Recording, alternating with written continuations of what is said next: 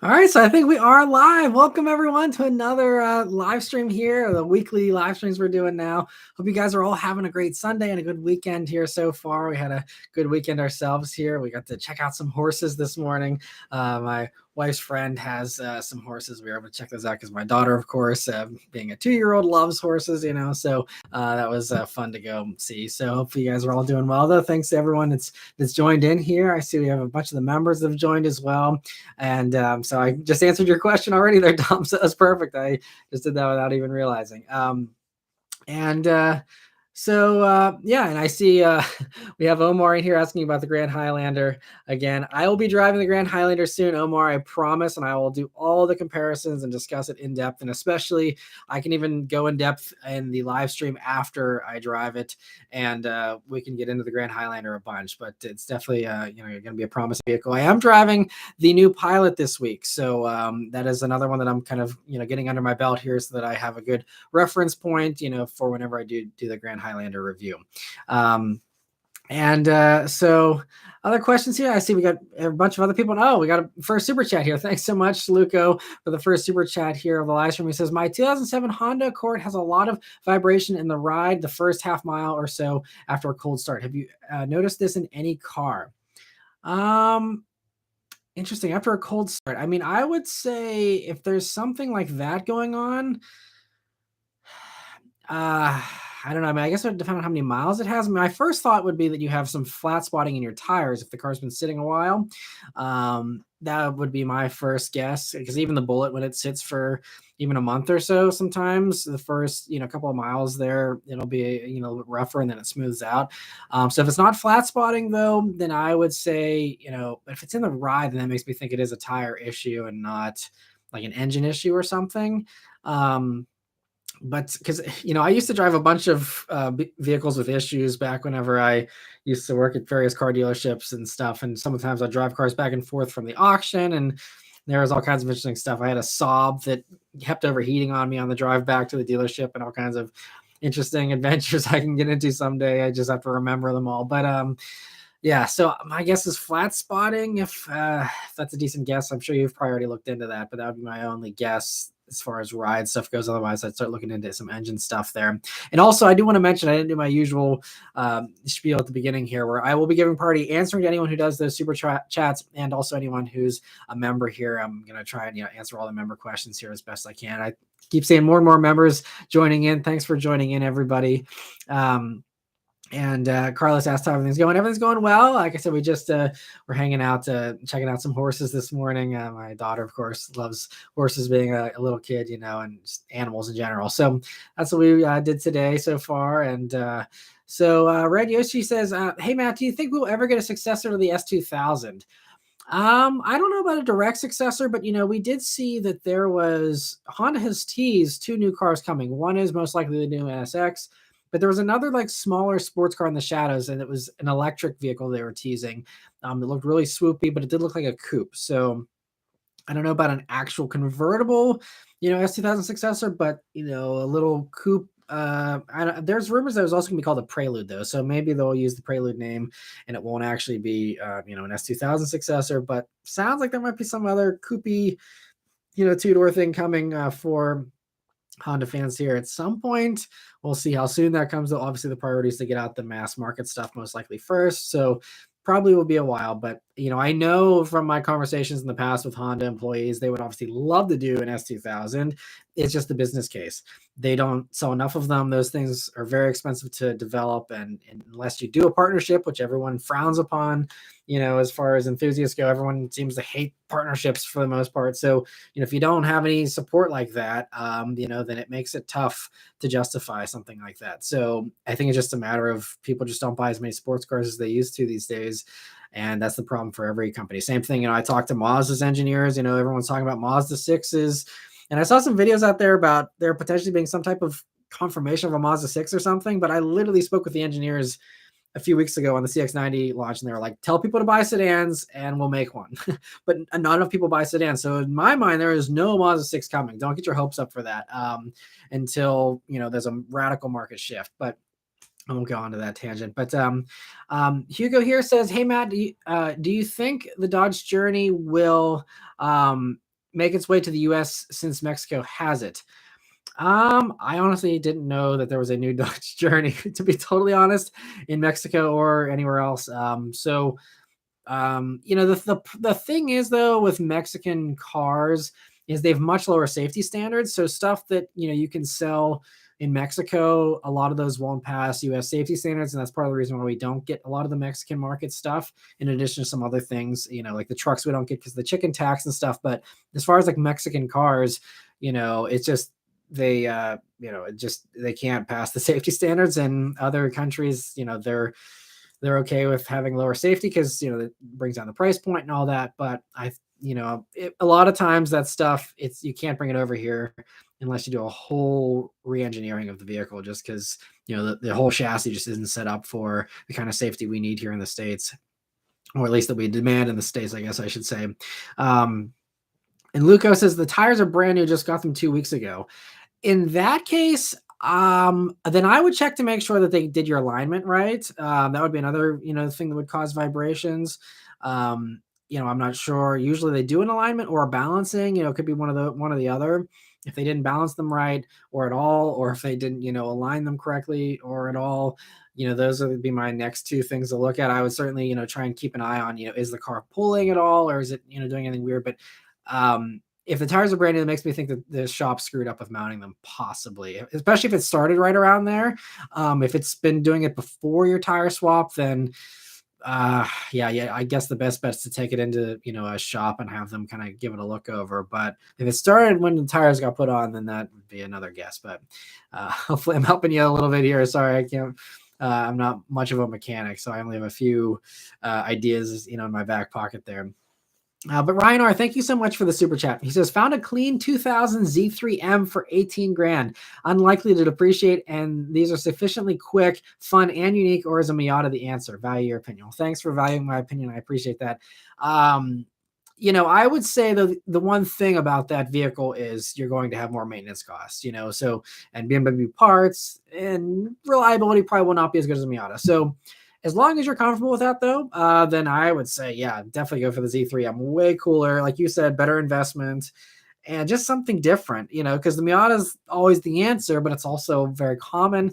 Nothing wrong with that. I mean, there's a good reason why they're common in the sports car world, because they're great. But, if you value something unique and, like you said, better investment and all that, I would totally go for that. And I think the Z3M is a car that I could potentially see really appreciating down the road, like not just a little bit or holding its value, but like really could be well sought after, especially if it's really clean, has, low miles and stuff. That could be very a very good investment in addition to just being, a fun thing to drive. So it comes down to your risk profile and the reliability, but if that doesn't bother you, I'd say go for the Z3M. You only live once, try it out. And, if the maintenance costs get to be too much, or it's, not what you're hoping, Miatas are always there, for a backup as well. And thanks again for the super chat, Ryan, and good luck getting it if you do decide to go for it. Let me see here. Some other questions. Ace of Spades says, hey, happy Sunday. Just got the ND Miata out of storage this morning. Need to do an inspection, tire rotation, and car wash, then good to go for a driving later this week. That's awesome. I hope you enjoy that first drive. It's always fun whenever you can take your car out for a good drive there, especially after, fresh wash and getting everything else done, especially getting it out of storage. I didn't store the Bullet this past year because we had such a mild winter. I was able to drive it, about once a month still, but the years passed where it was in storage for several months. Taking it out for that first drive is so satisfying. So yeah, that's awesome. Let me see. Trenton Car Guy says, if they make an S2000 successor, it'll likely be electric. Yeah, definitely. Although, I don't know. This is just the past week, there's all these new rumors about these gas-powered things coming, like from GM, with now the Corvette SUV is going to have a gas engine, supposedly.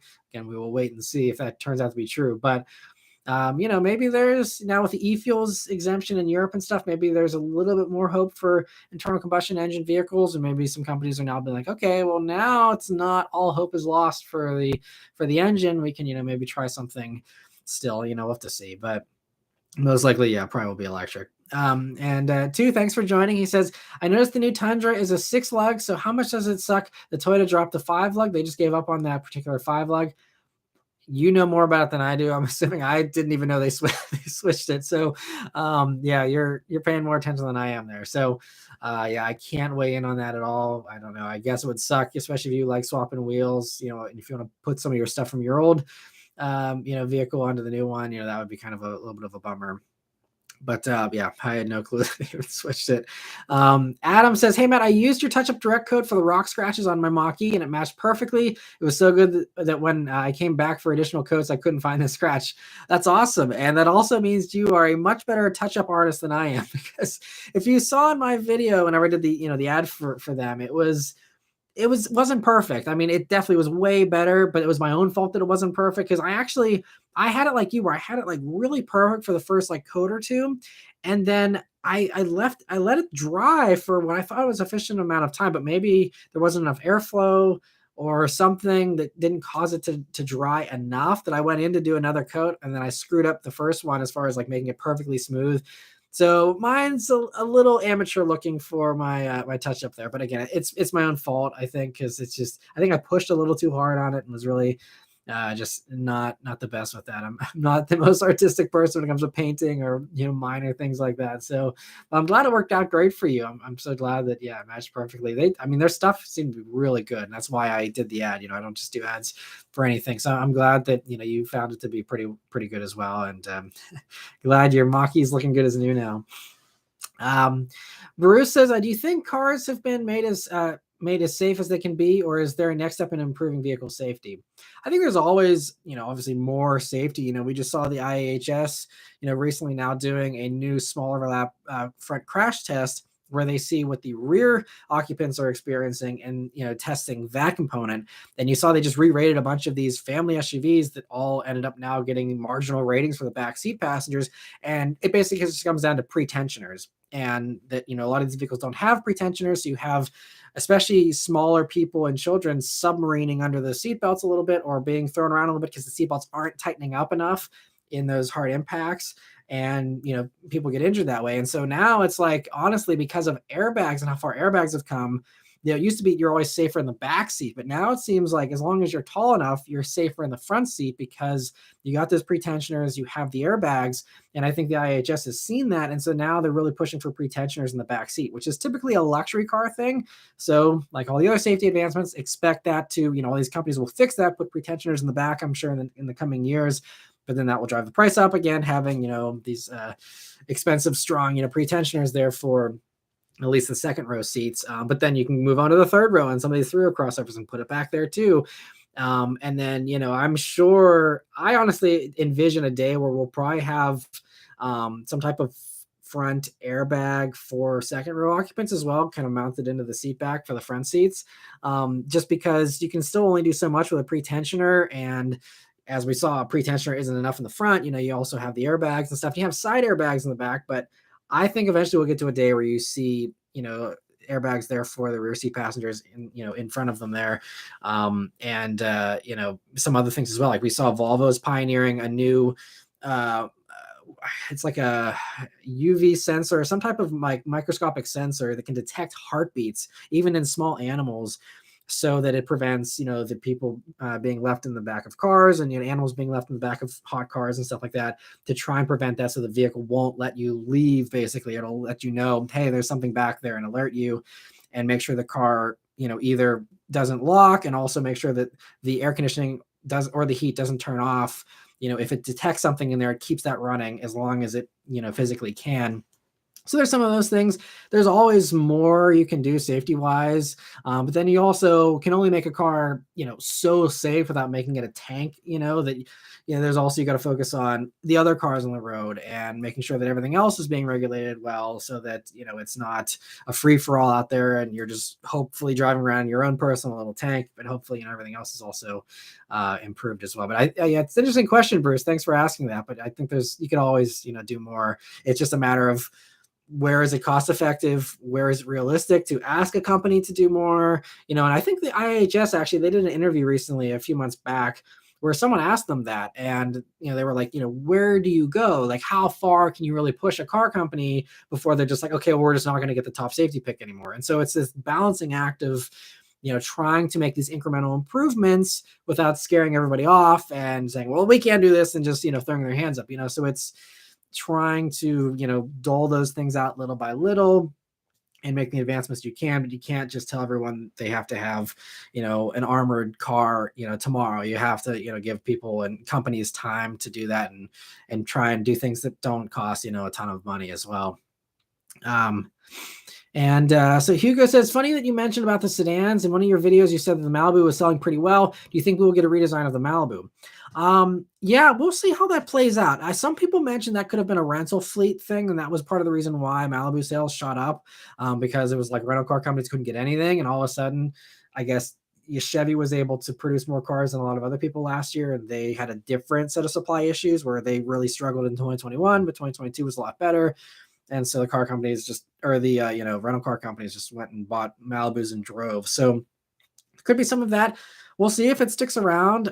But I think Chevy sees the value in the sedan, and I think, it's something. Obviously, they value the sedan. I mean, they brought back the CT4 and the CT5, which were gifts, I think, to enthusiasts, because I don't think anyone expected those two cars to sell well, because the CTS and ATS never really sold particularly well either. But now it seems like there's a surprise where the CT5 is really selling way better than they were expecting, I think. So there's this interesting shift, and I think it's just also this changing dynamic of you have a bunch of Lincoln buyers who now no longer have a Lincoln sedan to buy. So maybe some of them are going over to Cadillac. You have Genesis now being really strongly committed to the sedans, and they're scooping up some of those sales that Lincoln walked away from, and some of the other companies are kind of walking away from a little bit. And so yeah, I mean, you'll have to see as far as mainstreams go, but I would like to think we'll see some type of redesigned Malibu, and there's rumors we will see a new Malibu that'll just get carryover powertrains, but will have one more generation here of gas, and continue to probably use a similar platform, but keep going. And I think we will get a new Malibu, at least as far as what I've seen, as far as speculation goes, which I'll be really happy to see, because just any new sedans are win in my book. So always happy to see a new one. Copper says, finally, the end to my car search. Infiniti sold before I could get to it. So I have now decided to go with a Mazda CX-7 with the 2.3T. Got it for a good deal and a semi-fun vehicle. Interesting. I guess I never remembered what motor the CX-7s had in them. But that's cool. That's got the 2.3T.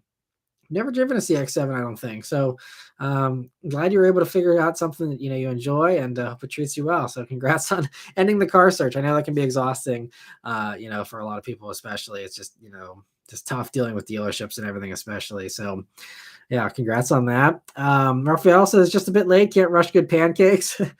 Totally agree. Yeah, just we actually had pancakes last night for dinner. We had breakfast for dinner last night, and this strange plug, but just an off topic kind of thing. Speaking of pancakes, we have a Sam's Club membership. We just tried the Sam's Club brand pancake mix yesterday, and it was super good. And they smelled like you're at a carnival. It smells like funnel cake or something, and they were really good. If anyone's ever wanted to try new pancakes, give them a try. They're cheap, but they're super good. So who would have thought? All right. And Ryan says touch-ups hard to do for sure. Oh, Members Mark. Yeah, for Sam's Club is the name of the pancakes. Beth's watching the live stream here as well, so she's correcting me here. So yeah, we called it Members Mark pancakes. Not sponsored by Sam's Club, but there you go. And Two says, fingers crossed Nissan doesn't make a GTR Cross or an Area GTR or a Rogue GTR. Yeah, these days anything's possible. Oh, thanks so much, Truck and Car Guy, for gifting another 10 memberships this week. You're just the real MVP here with the gifting every week. And so there you go, guys. Everyone's scooping them up here. Glad to see. Thanks so much for your support, Truck and Car Guy. I really appreciate it. And thanks for helping the memberships to explode here, really, with just how many we've gained here in the past few weeks. And that's mostly thanks to you. So thank you so much for that. And hope you guys enjoy the membership experience. I'll be trying to do some more exclusive stuff here. I know I don't post on that very often, but I'm going to try and do some more exclusive pictures, and hope you guys enjoy seeing the schedule of what's coming. I already have also another schedule ready to go. Basically, I'm pretty much booked up with car reviews until July already. So it's getting packed pretty quickly here, and it may actually get pushed into August depending on how some of these other press events coming up end up factoring in with their embargoes and stuff. But Thank you so much once again, Trent Gray. I really appreciate it. And yeah, he says, got to keep up the weekly ritual. I really appreciate your generosity. It's so appreciated. And Ace of Spades says, how come we don't see many manual transmission vehicles with all-wheel drive? For the few MT cars, they are typically front-wheel drive or rear-wheel drive only. Is all-wheel drive plus manual more complicated or expensive to do? It's a good question. And I don't know if I really have a good answer for you. I think it's also you're limiting your market more and more. You know, like the Deborah X, I think kind of bucks that trend a little bit. But I think as far as everything else goes, you know, you look at like most California buyers, they don't need all-wheel drive. And if you're trying to do a competitive price point, especially for a performance vehicle, you know, you also some of them like Civic Si, it's just always been front wheel drive. So there's some of that. But you know, as far as stuff in the past that like, you know, maybe could have had a manual or should have had a manual and doesn't, you know, like for example, take Mazda's like, you know, Mazda 3 turbo, why that doesn't have a manual. I think it really just comes down to, you know, again, it's really hard to justify any manual in general. And then you know, further that market even more whenever you make it all drive exclusive, because then you get rid of everyone in Florida, you get rid of everyone in California, because they're not going to pay extra for the all-wheel drive typically. I mean, you know, we'll see how that works. Like Mazda's trying this out with the all of the SUVs now having all-wheel drive as standard. They used to offer front-wheel drive versions. Other car companies offer front-wheel drive versions of their SUVs because it's, you know, mostly a waste in, you know, warm, sunny places. But you know, so I think it's just some of that though. It's just you just shrink the market so small that, you know, you start with 10 people, then you make it a manual and you leave yourself with one person, then you make it all-wheel drive as well, and then that kind of furthers it. I get that you can maybe expand that appeal a little bit by offering the all-wheel drive for people. Like for example, Mustangs, if they had all-wheel drive, you sell more in snowy places and maybe help your cause a little bit more. But I think there's just the cost benefit, you know, analysis there just isn't there, that, you know, to do the extra R&D to run the extra, you know, stuff on the production line for that, and to try and get dealers to stock them, and dealers don't want to take manuals, and, you know, it just, it's a whole thing. So I think it's just all of those things of just having too small of a piece of the pie at the end of the day, from a profit standpoint and from a demand standpoint, is probably the reason why. And I think also a lot of people, you know, it's the same thing. Like Subaru can make it work, but most other people can't. Same reason that, you know, Subaru can make, you know, a lifted, you know, station wagon or hatchback be their top sellers, but when other companies try and do that, it crashes and burns. Buick tried it with the Regal Touareg, didn't work out. You know, everyone's tried the Subaru thing, but it seems like only Subaru can do the Subaru things. Like only Subaru can get away with this stuff that other companies just can't get away with. And so I think it's just some of that as well. But it's a good question. I still just, I wish I had a better answer for you, but that's my best guess. And Andrea, thank you so much for the very generous super chat. He says, hey, Matt, just subscribed. Thanks so much for subscribing as well. I said, put a deposit down on a GR Corolla, but I feel like I need to test drive a Civic Type R before it arrives. Congrats on the deposit for the GR Corolla. I'm not sure how far up you are in line there, but yeah, I guess you got plenty of time probably to test drive a Type R to see. You know, as far as my thoughts on the two, you know, I tried to discuss that a little bit in my Type R review, if you saw that, you know, but I'm still waiting to drive a GR Corolla on the streets and have more time with it, because I just got to drive it on the track for a few laps and then the ring road around the track for the GR Corolla. So I didn't get a lot of time with the GR Corolla yet. I'm really hoping. They said they would have a normal production model for me here this summer, hopefully, to review and do another follow-up video on that. And I'll hopefully can also have a Civic Type R this summer for a week. And maybe if I'm lucky, I'll have them at the same time and I can do a comparison for you. But otherwise, yeah, I mean, I'm excited to try them both out. It comes down to personal preference, you know, how badly you need the all-wheel drive and all that. But I can tell you the shifter is better in the Type R. Steering's better in Type R. Practicality is better in Type R. Stereo is better in Type R. And seating position's a little lower. There's, you know, it's tough because again, I have to spend more time with the GR Corolla before I really say, but I will say that it was easier to drive the Type R and easier to drive it fast. And I just enjoy the Type R better. Just the shifter and everything was just a more enjoyable experience. I was grinding gears in the GR Corolla because it just doesn't like to be rushed with that manual, at least with my limited experience so far. But I know I wasn't the only one who said they were grinding gears in the GR Corolla. So it just takes a little bit of extra finesse to drive that car well, I think. And maybe it's just a skill that I haven't, you know, gained yet. But If it were my money, I'd probably go Civic Type R. But GR Corolla is fantastic, and especially again, if you need the all-wheel drive, or there's other things about the GR Corolla that the Type R doesn't have that appeal to you. 100%, they're both great cars. You cannot go wrong with either one. But if you're asking my opinion, yeah, and so I think it would definitely be worth your while to test drive a Type R first to make sure that it's the right one for you. But the thing with the GR Corolla too, you could buy the GR Corolla and probably flip it and make a profit, when you get it as well. So you can't really get burned if you take delivery anyway. You decide you don't like it or you like this Type R better. I'm sure no matter what, you'll probably come out okay there. As long as you're not paying some big markup on the GR Corolla, I think you'll be good no matter what you do. So good luck deciding. Congrats on being in the position to be able to be shopping for those two. A lot of people, are very jealous and would love to be in your shoes. So congrats to you for, getting to that achievement, and hopefully you enjoy whichever one you choose, and good luck deciding. And thank you so much once again for the super chat. So let me see. I don't want to miss any other questions here from members.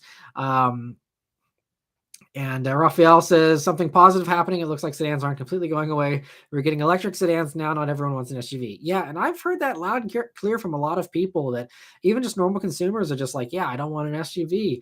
And I was talking to Mazda's engineers, and they do think the sedans will come back, because they were like, everyone's so obsessed with aerodynamics here for these electric vehicles, and which one is going to be the better car from an aerodynamic standpoint? It's always going to be the sedan. They're always going to be better than an SUV from an aerodynamic standpoint. And so, that's where they think that they see hope there for the sedan, is the electrification of them will actually make them more appealing. And we're seeing just, already with the better range of the Ioniq 6 over the Ioniq 5, it's not an enormous gap, but it's, a significant gap. And if you're road tripping, it's a gap that you'll appreciate, of having that extra, margin there in the Ioniq 6. And you're going to see that with other companies here. Volkswagen just came off the ID7 this past week, which I stupidly forgot to mention in the weekly update. I'll cover it next week. But, better range there than an ID4, those types of things, I think may potentially help make the sedan a little more appealing for some people in the future. So yeah, fingers crossed. I do love sedans as well. Every time I get in a sedan, I'm like, man, like I really love driving the sedan. Like I had the Accord last week, and I just gotten out of, I drive so many cars, I didn't even remember what I drove 2 weeks ago. It's so bad, but I have to look at my schedule and be like, oh yeah, that's what I was in. But I've, there's been a bunch of other stuff, and even just, I was in the EV6 GT, which that video is going to be coming tomorrow. But it's even going from that into the Accord, the lower seating position of the Accord. I was just like, I feel at home. Like I love sedans so much. So I do hope that they continue to thrive and come back to be a little more popular. So Trident Car Guy also says the Magnum is nearly ready for a review. Well, yeah, let me know when it's ready to go, and we'll try and set something up and make something happen there. And Ace of Space says the outtakes reel for members was fun content you posted recently. Yeah, and I wish I had more funny outtakes. That was like a rare thing where Beth and I were both kind of in a funny mood, and it was just something where there was a lot of fun outtakes. Usually the outtakes are me just rolling my eyes at myself because I misspeak, or I get my words jumbled up or something like that, and it's nothing that's really that amusing. So most outtakes I don't ever post because it's just not worth posting. But I'm hoping to have more postable outtakes here in the future, and doing some more of those as exclusives for sure.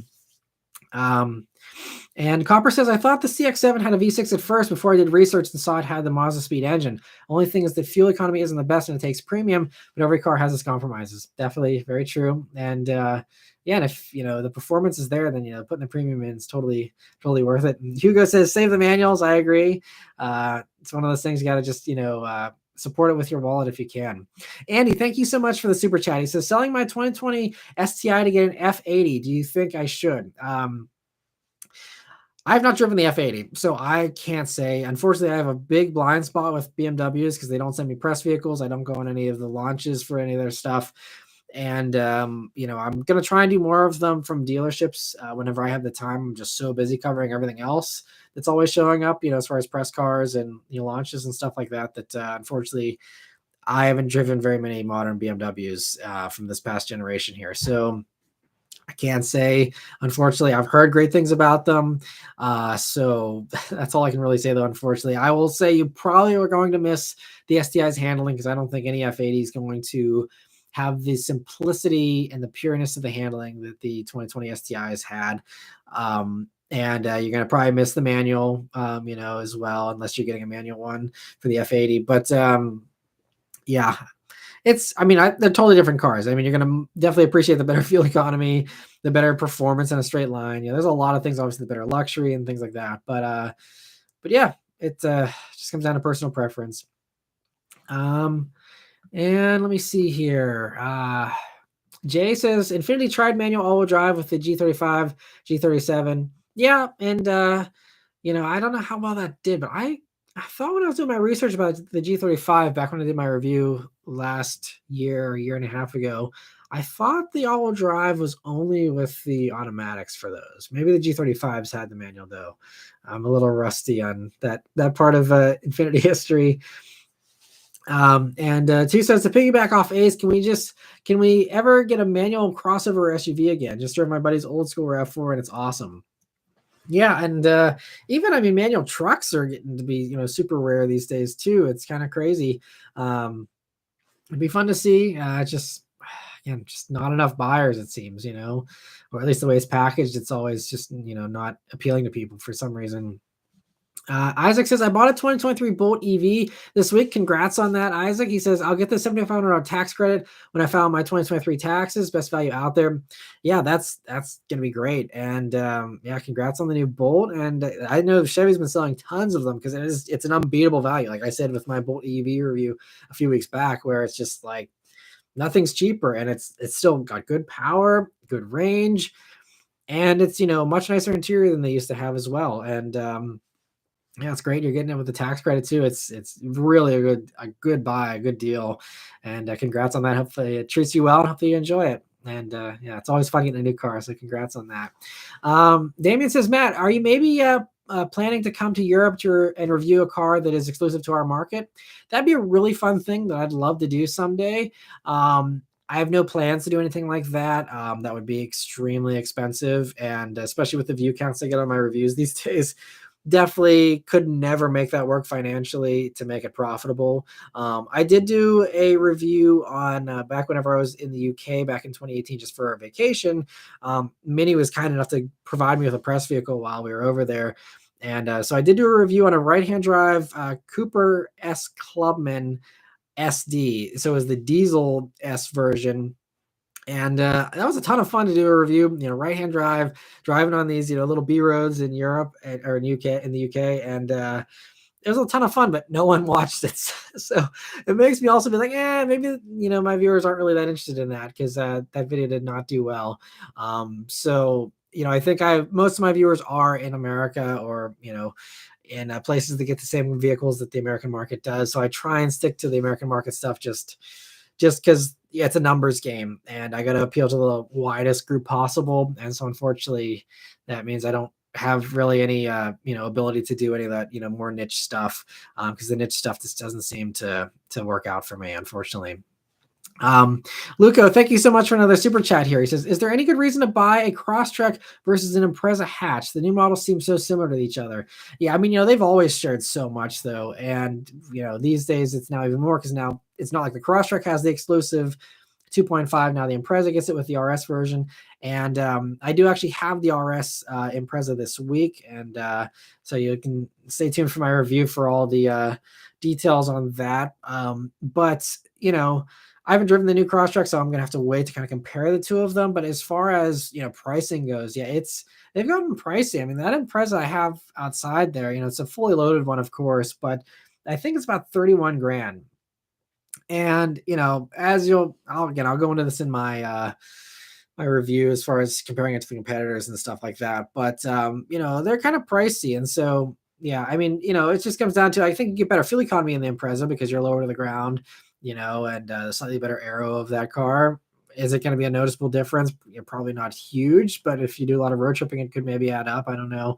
But aside from that, yeah, I think the Crosstrek makes more sense. And that's why they sell way more Crosstreks than Imprezas. But I'm glad they kept the Impreza around for sure, because I think there is a market for it. Like the base version is the cheapest all-wheel drive vehicle you can get in America. So, for that buyer, it certainly is going to be, be a better value over the Crosstrek if you don't need the extra, ride height and all that. So I think there are still some niches for it, but the pricing though, it gets a little hard to justify for those higher versions. Um, and let me see. I don't want to miss any other questions here. And Annis, thank you so much for joining the live. You finally made it. I appreciate you joining. And Challenger Chris says, I love my 2018 Kona, but for me, it is the right size with four-wheel drive and all-wheel drive. Yeah, that's yeah, I'm glad that it works for you. I know they are small though. That was the one thing. That's why the new Kona, they've increased the backseat, space and the cargo space a little bit as well, because they knew that people wanted them to be a little more spacious for the new generation. But yeah, Konas are great, especially the Kona N. I love the Kona N. Those things are a blast. All right, other questions here. Raphael says, is there a reason that you don't have a good relationship with BMW? Did you do an awful review of one? No. So BMW, what they have said is that they have a 500-mile limit for press vehicles, and this is actually the same reasoning that JLR gives me. This is why I don't get any Jaguar or Land Rover vehicles either, and also some exotics and some higher end other companies also have a mileage limitation. And so all my press vehicles come from Washington D.C., so they drive them 4 hours each way each week to drop off a car in my driveway and then take the other one back. So it's a big drive. And so just getting it here and back, that would already, even just getting it here is 250 miles basically. So, they're already at a 500-mile limit just to get it to my house and back. And then any miles I put on it would be over that. So that is what they've said. Now, I know in the past, BMW has sent press vehicles to other journalists in the Pittsburgh area. That was a while ago, though, so maybe their policy has changed, and that's legitimately the reason. I've also heard that BMW is kind of tough to crack. I've talked to other journalists, and I'm not the only one that struggles with BMW sometimes. So I'll just leave it at that. But so there's some of that as well. But there's no reason why they couldn't invite me on the press launches. I'm guessing I just don't have the numbers to justify inviting me, because I think if I did have large enough view counts, they would invite me. So I think it's just I'm not high enough up on the food chain to warrant an invite from BMW, and that's okay. And I totally understand that. But as far as the press vehicles, it would be nice to get that, but if they have their limitations, it is what it is. But that's the reason. But I do have to add, Audi doesn't have that limitation. Audi loves to send me cars. Mercedes even sends me cars, not often, but they do send me cars, and they have no problems with it whenever there's something that I think will do well on views. Usually Mercedes videos bomb though anyway for me, so I try and limit that just on my side. But yeah, so the other luxury companies can do it. I don't know why BMW can't, but it is what it is. So I just, I've tried. I've emailed them. I just emailed them again. It was maybe about 6 months ago to see, if I could get anything going, and no luck. So at least they responded to my email this time, because in the past they didn't even respond to my emails. So I'm glad they now at least respond to my emails. So I've made progress, but not enough there. And Sean says, Matt, with the new Accord down on power, will we see a Type R model? I'd like to think so. I think that maybe Integra Type S, that may influence them. If Integra Type S turns out to be a runaway sales hit, and they, obviously it's going to probably be sold out no matter what. But if in a few years it is still hot and they see there's a lot of demand for a more comfortable, more mature looking Type R, maybe they think the Integra does fill those shoes already though. But I would say that, yeah, it'd be nice to see one. But, more powerful mid-sized sedans just don't sell though either. This is like, Toyota with the Camry even, this was even back in like early 2020 when I was on the all-wheel drive Camry launch, and I was talking to Toyota's executives about Camry take rates. And I think even back then, I think I could be misremembering this, but I know it was in the single digits for take rates for V6 Camrys in general. And I think it was like 7%. It could even be lower. And maybe even now it's, the past 3 years, so it's probably dropped even more. But even back in 2020, it was 7%, I believe. So you have 7% of people that don't even want to pay the extra couple of $1,000 for a V6. You say, oh, okay, now we're going to do a Type R. We're going to make it, 5 or 10 grand more expensive than a regular top Accord. And then, if it's Honda, you're probably making it a manual as well, or manual only, like with the Integra, and then you limit your market even further.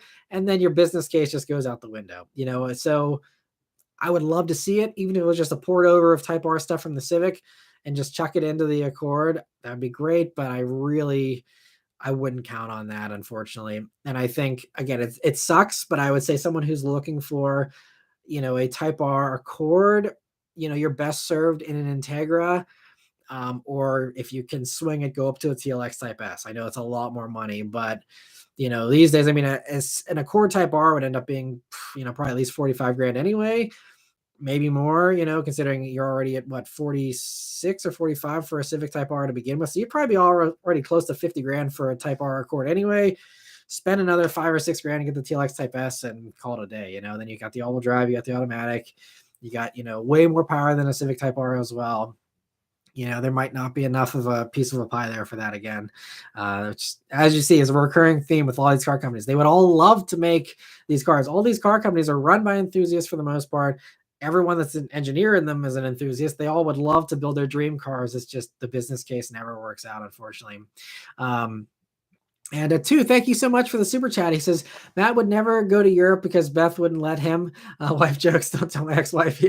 No, actually, Beth is the one that she desperately wanted to go to Europe. And the reason we actually went to the UK in 2018 is because she had a friend there and we were able to stay with them for free. And so that made it a lot more affordable.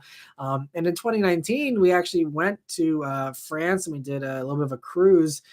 And that was actually Beth paid for most of that with her savings. So she always wanted to go to Paris and always wanted to do that. And so she saved up. And so that's actually why we went to Europe both times, was basically thanks to Beth. So it was actually the exact opposite of that. But thanks for the super chat. And sorry to hear about your ex-wife. That's got to be tough. Yeah, Europe's great. I love Europe. It's a ton of fun every time I've been. I've been a few times now, thankfully, and it's always a blast. Copper says the Crosstrek was the last gasp of manual on a crossover. Very true. And yeah, they seem to be great as well. And people like Jason Fensky loves his and is hanging on to his and wishes they had manuals for the new ones, and they don't. So he sticks with his old one there. Hugo says, when are we going to see you and Sophion on the same car review? Hopefully someday again, we'll be able to do another collab. The thing is, most of the time he has his cameraman, Rob, with him. And so whenever it comes to us being paired up in cars, like you've seen with, some of my last, reviews where I had, someone, that I was talking with in the car, usually whenever you have a cameraman, they are your driving partner, and so you get the car to yourself whenever you have a cameraman. So it's just people like me that are one-man crews where I'm doing everything myself. They pair us up, and so that's how I end up with someone I can collab with. And but there are some times where Sophion's cameraman can't come along, and so for those instances, I'm hoping the stars align someday where he doesn't have a cameraman with them and we're on the same wave for the event, because they do multiple waves for all these events. So if we're on the same wave and he needs a drive partner, and I'm hoping that we can do another video together, because I love Sophion. He's awesome. And I'm very, very thankful to call him a friend. So yeah, hopefully we can do another one soon. Let me see here. Other questions. Oh, Kyle, thank you so much for gifting 5 memberships. It's so generous of you. Anyone else out there, if you don't have a membership yet and you don't have the gifting turned on, make sure you have that turned on so you can grab those. I see we got some people grabbing them here now. So congrats. There you go. There goes those 5. So congrats to those of you who grabbed those there. And thank you so much once again, Kyle, for your generosity and for helping to expand those memberships here. It's so fun building this little sub community, and hopefully you guys enjoy it. He says, I hope you all continue to support this man after the promo ends. He's like the small mom and pop shop you want to keep around. I appreciate that. And I've never thought of myself like that, but that's very, very accurate. That is, I can totally relate to that for sure. Yeah. One of those small guys working hard to try, compete with the big dogs and stay afloat. So I really appreciate that, Kyle. So MDTT says, hey, Chris just picked up a Kona N. Man, so that's awesome, just as I talked about it. So congrats on picking one of those up. Yeah, they're so much fun. The Elantra N is obviously the better handler, but the Kona N is still just so fun. It was such a blast. I'm so bummed I missed out on one as a press vehicle. I had one lined up, and I think someone wrecked it, and then I wasn't able to get it because I think after that it just got pulled from the fleet, and that was the end of it. So I never got a chance to spend a week with a Kona N, unfortunately, and probably will never get a chance to here because it seems like they're going away here soon as well. So it's a bummer, but that's another vehicle could potentially be collectible someday because they didn't make them very long, and could be another fun little thing to collect someday. But so Challenger Chris said about his Kona, he bought it before the end was available. Totally get it. Yeah, and I mean even those 1.6T ones are pretty snappy though. They're pretty quick. Got the DCT in those. This is a fun little car. Um, Cars Tech Wood says, "Is there any room in the car dad review market for you? As a dad, I appreciate any reviewers that spend extra time on the rear seat room, vents, car seat setup, etc." I mean, we try and cover that a little bit in our interior reviews, and even whenever I do, a car review, there are some times where I'll mention the car seat. If it's a vehicle where it's a tight fit, where some people might be wondering, does this fit a car seat well? I do try and cover it, and ever since my daughter's been around here the past couple of years, we've tried to cover that in those, and the air vents, and just seat room in general. I always try and cover in my interior reviews. As far as like a separate video or some type of thing dedicated to, yeah, like a kid friendly kind of review. Um, I think there's people that do that already really well, and it's just, again, I only have so much time, and unfortunately, I just don't have the time to do that. And it's something that I just also doubt the views would be there, unfortunately, just because, again, it's speaking of pieces of the pie and going down to smaller and smaller slices. I'm just trying to go for mass market appeal, and so that's why I'll mention that dad stuff in my main reviews, but I gotta just go for the biggest appeal possible instead of drilling down to niches that are a little too small there. Um, and the MDTT says, just picked up a Kona N for less than 30 grand on Friday, less than 13,000 miles, black, almost flawless condition, 2 tiny dents. One of 5 Kona Ns for sale within 100 miles of me, and was under my budget. That's awesome. Congrats on that score. I don't think I've ever seen one in black. That's awesome. You found one in black, and I'm sure it looks really good. Congrats on snagging that. Yeah, I think that's a solid buy, and hope it treats you well. Those things, all the crackles and the pops, and just yeah, they did such a good job on those ends. And Jay says, maybe an Accord automatic Type R since they dropped the manual. Yeah, that could be nice. I guess they could put the Acura version at a 10-speed, I guess, in to handle the extra power. I just don't know if that Type R motor mates up to an automatic without too much trouble. I have no clue. Maybe it does. I don't know. And yeah, MD says, what a fast car, or what a car, such a blast to drive, ridiculously fast once it gets grip. Yeah, once it gets grip is the key component there. But Bruce says, if you could design a new car body style, what would it look like? Man, you always have such good questions, Bruce. If I could design a new car body style, what would it look like? It'd probably look a lot like a wagon. I mean, yeah, I'd probably just do a wagon. I mean, I'm not creative enough to come up with a new body style or something that hasn't been done already, I don't think. Yeah, I'll get back to you if I think of a better answer. But I think wagons kind of nail everything. You have the low center of gravity of a sedan. You have the better aerodynamics of a sedan, actually better aerodynamics than a sedan typically. You have all the practicality you need, basically, from an SUV, not quite as tall, but you still have that practicality there. I mean, I guess it's the typical, auto journalist kind of thing to say is, wagons are the best, but I'm in that camp. I think wagons are kind of the jack of all trades in a lot of ways. And Adam says, hey, Matt, do you still have your dash cam videos? As you know, I don't post them anymore, but I think they should still all be up there. I think I saw someone else commented this past week that they couldn't find them. I'm not sure. I don't have the playlist featured on the channel anymore, but if you go into my playlist, there should still be a what I saw last month playlist there with all those dash cam videos, I think, unless something happened to them, but they shouldn't have gone away. And I just don't do them anymore because honestly, I don't see very many interesting things. Thankfully, I guess, out on the road. And I also just don't drive a ton, at least whenever it's, press vehicles or my own personal cars, especially my own personal cars. I don't drive very often. So I just don't see as much as the average person that drives, 30 or 40 miles a day. If I'm lucky, I drive maybe 200 miles in a week tops, usually probably less than that. But yeah, so it'd be fun to do someday again, but yeah, the old ones should still be up there for anyone who hasn't seen those. They definitely were pretty interesting and fun to do while I did them, but again, just not enough appeal there. And let me see here. So, Truck and Car Guy says, at this rate, we will all be members soon, and I'm not complaining. That would be great. Yeah, the more the merrier. Fun to have more people in the club here. And MD says you can drive mine, Matt, once I get used to how it drives for the Kona N. Yeah, well, I had my fill. I was able to, drive it once, but it'd be always fun to take it for another spin there. They're so much fun. And yeah, hopefully it'll be a really fun ride for you for a long time. Yeah, and thanks. I look forward to seeing the pick. Thanks, MD. And Copper says it's not. I know it's not exactly the same, but they made it the detune 2.0 to the 10 speed in the previous gen Accord.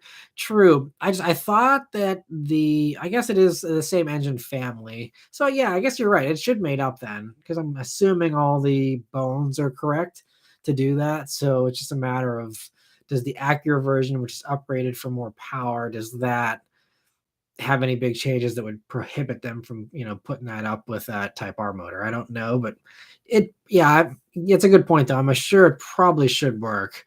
It might just be, again, the market problems, of not having enough demand there. And Trucker Gar Guy says, don't worry, I plan to V8 swap my wagon. So that sounds awesome. Congrats on doing that, and hope it goes smoothly. Carlos, thank you so much for gifting 5 memberships as well. I really appreciate it. So yeah, those got snatched up nice and quick there. I'm glad everyone's got their gifting turned on. And thank you so much, Carlos, for the generosity. I really appreciate that as well. All right, so let me see here. Carlos also says, I'm almost at 1,000 miles on my 86. It's one of the best purchases I've ever made. Such a fun car to drive. Definitely recommend one to anyone that's looking for a fun sports car. And Matt, if you could, and if it's actually made, would you buy a Mustang Raptor if you had the money? Well, first, congrats on, I'm glad the 86 is treating you well. I'm so happy you're enjoying it. And I don't know how much you're doing the whole break-in thing, but if you were waiting till 1,000 miles, then I'll just say, just wait until you can really redline it and, ring that thing out hard. It'll be even better if you haven't already. Yeah, I'm glad you're enjoying it so far. As far as the Mustang Raptor, no, that's not me at all. I would have no use for that. I'd be the biggest poser just rolling around in the suburbs, never getting it muddy or anything. Yeah, that's not my thing for sure. So if I had the money, there's probably 1,000 cars I'd buy before a Mustang Raptor, unless I ever move someday and I'm in the middle of nowhere where I need some extra ground clearance or something. But I can't imagine any circumstance where I get a Mustang Raptor. But it's a cool idea, and I'm sure it'll be great for a lot of other people, but definitely not for me.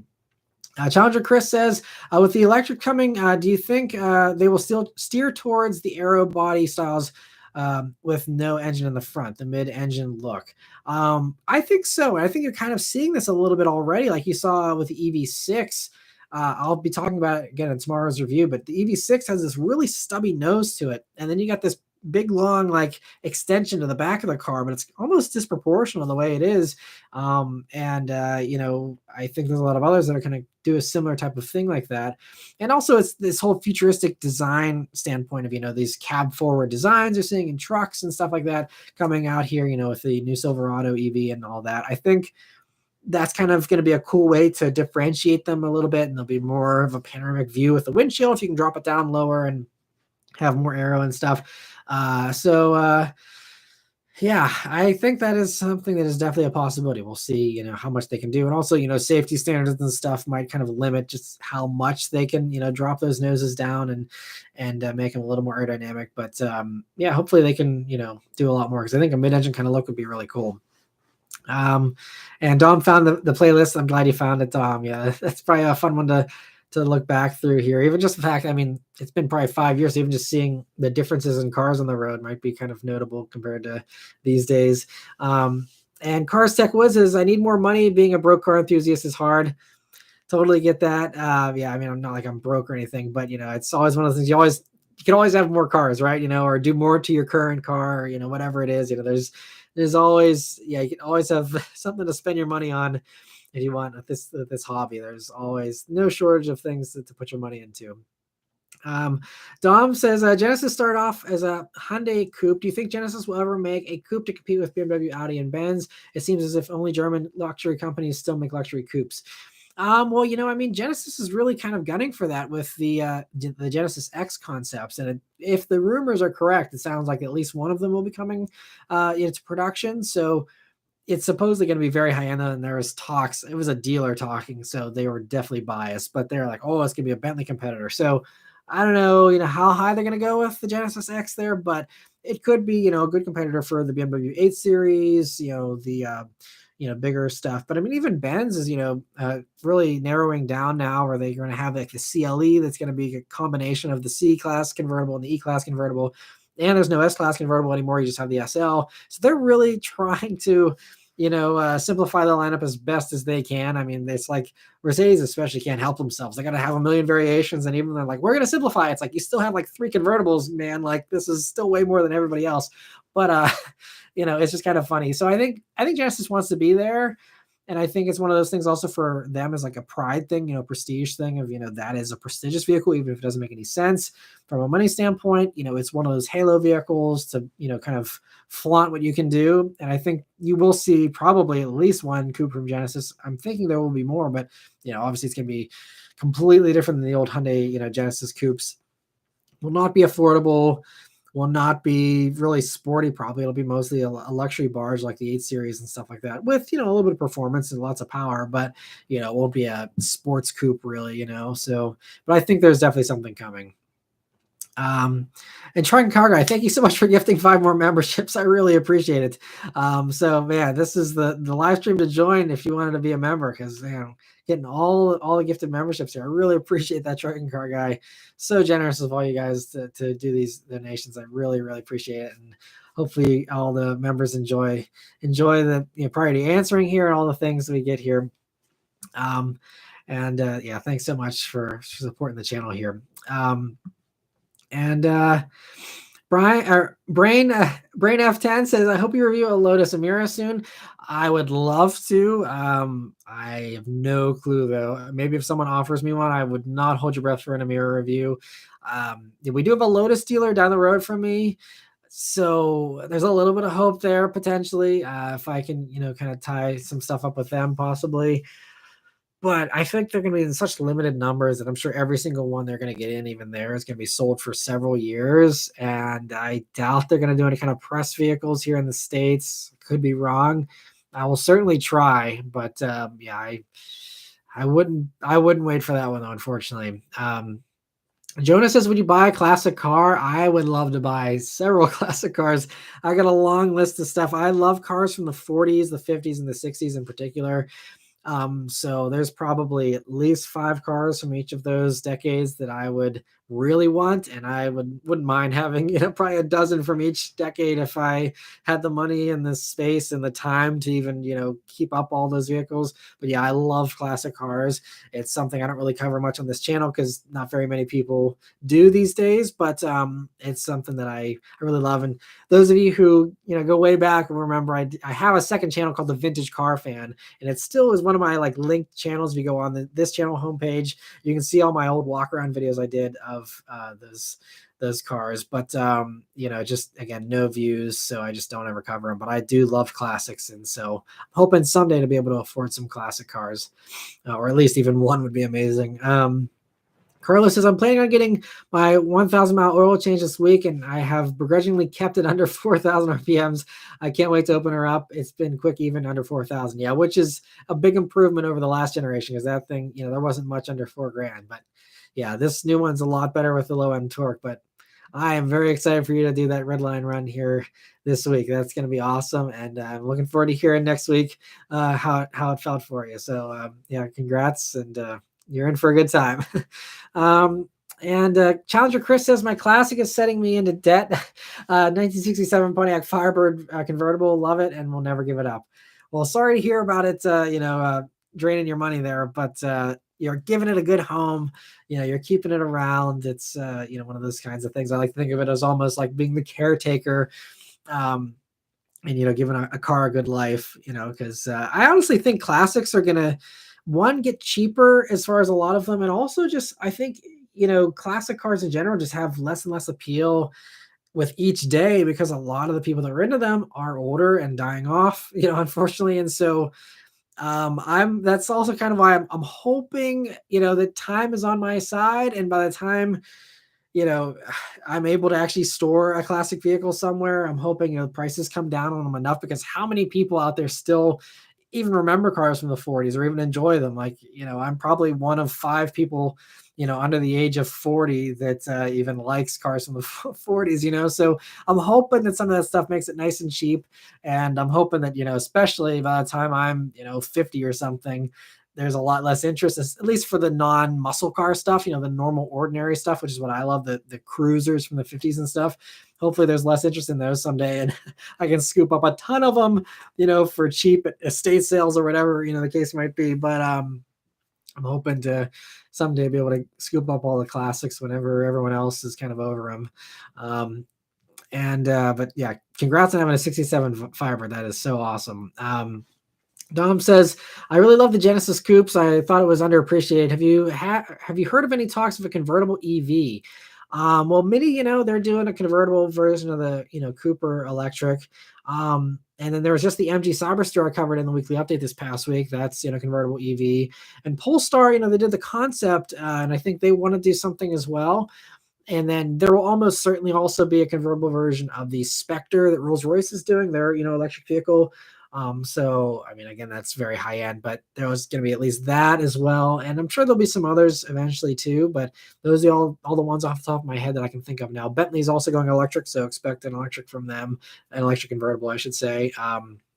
So unfortunately, it's going to probably be a very high end, expensive thing, for a long time.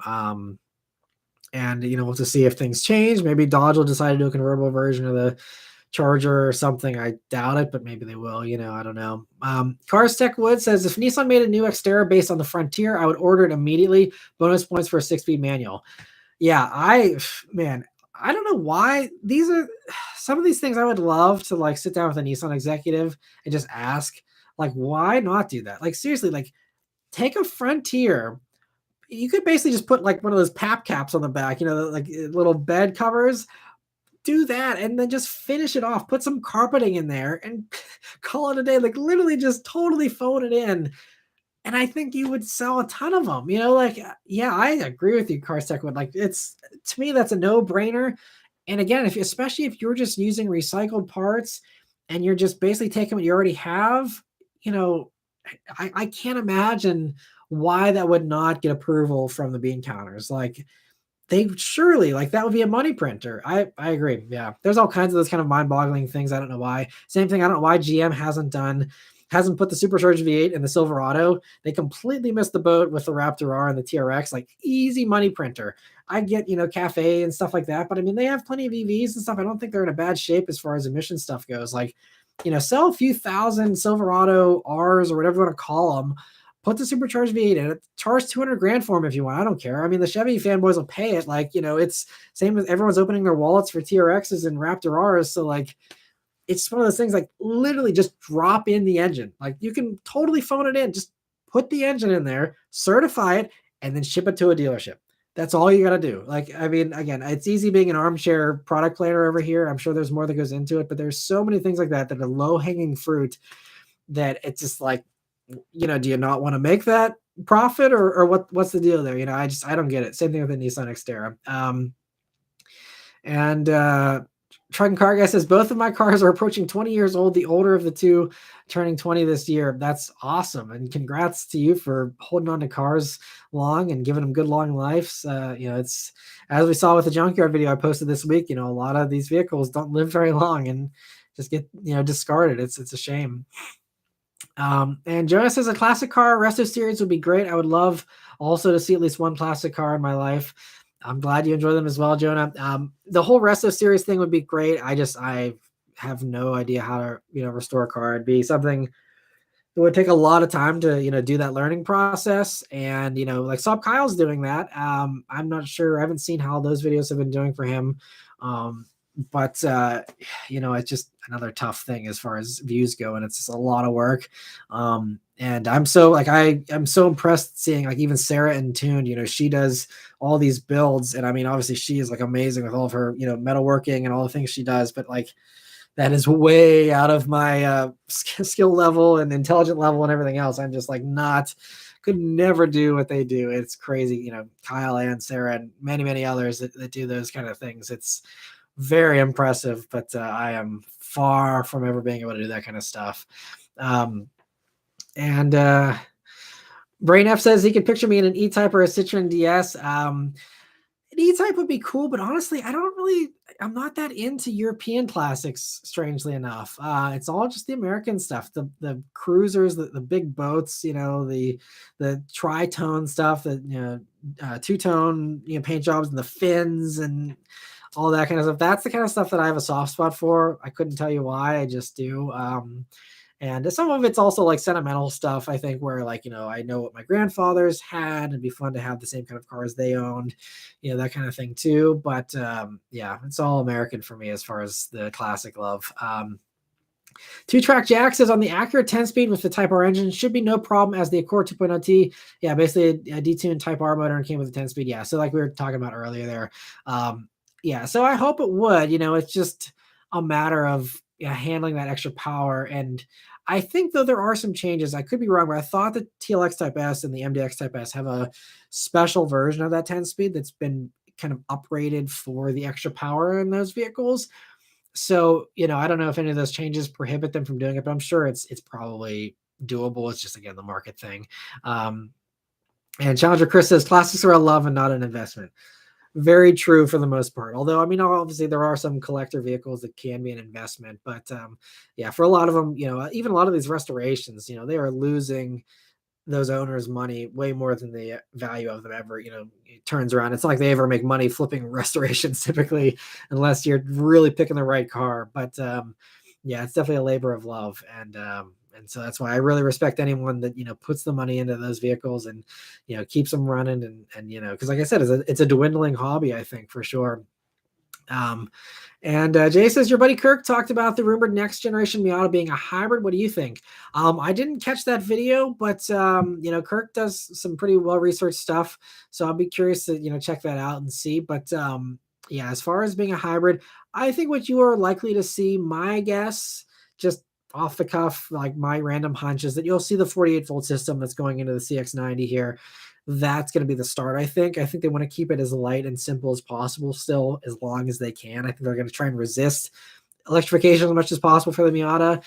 So that would be my guess, is the 48-volt thing. But the recent reports that I've read are that they don't even know what they want to do with the next Miata yet. They don't know which way to go. There's a lot of passionate people within the company that maybe some of them wanted to go electric, some of them wanted to completely stay non-electrified or something in the middle. And I think they're still trying to hash that out. But my guess is they will land on the 48-volt thing being the first compromise.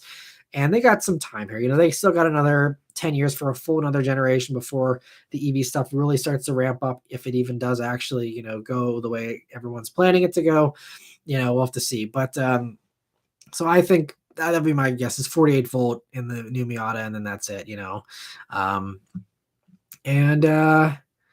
Let me see here. Other questions. Jonas says he likes the 50s American classics and 80s Cadillac and Mercedes. 80s Cadillac is cool too, for sure. And the 80s Mercedes, I hope you enjoyed, Jonah, the little walk around video in the junkyard I did this week, because I did cover some of those old classic Mercedes and even some old Cadillacs too. It's always cool seeing those old boats. And yeah, Isaac says, yeah, about the Polestar making the convertible EV. I didn't think that was totally approved for production yet, but I could be wrong. Maybe I missed that, or I'm not remembering.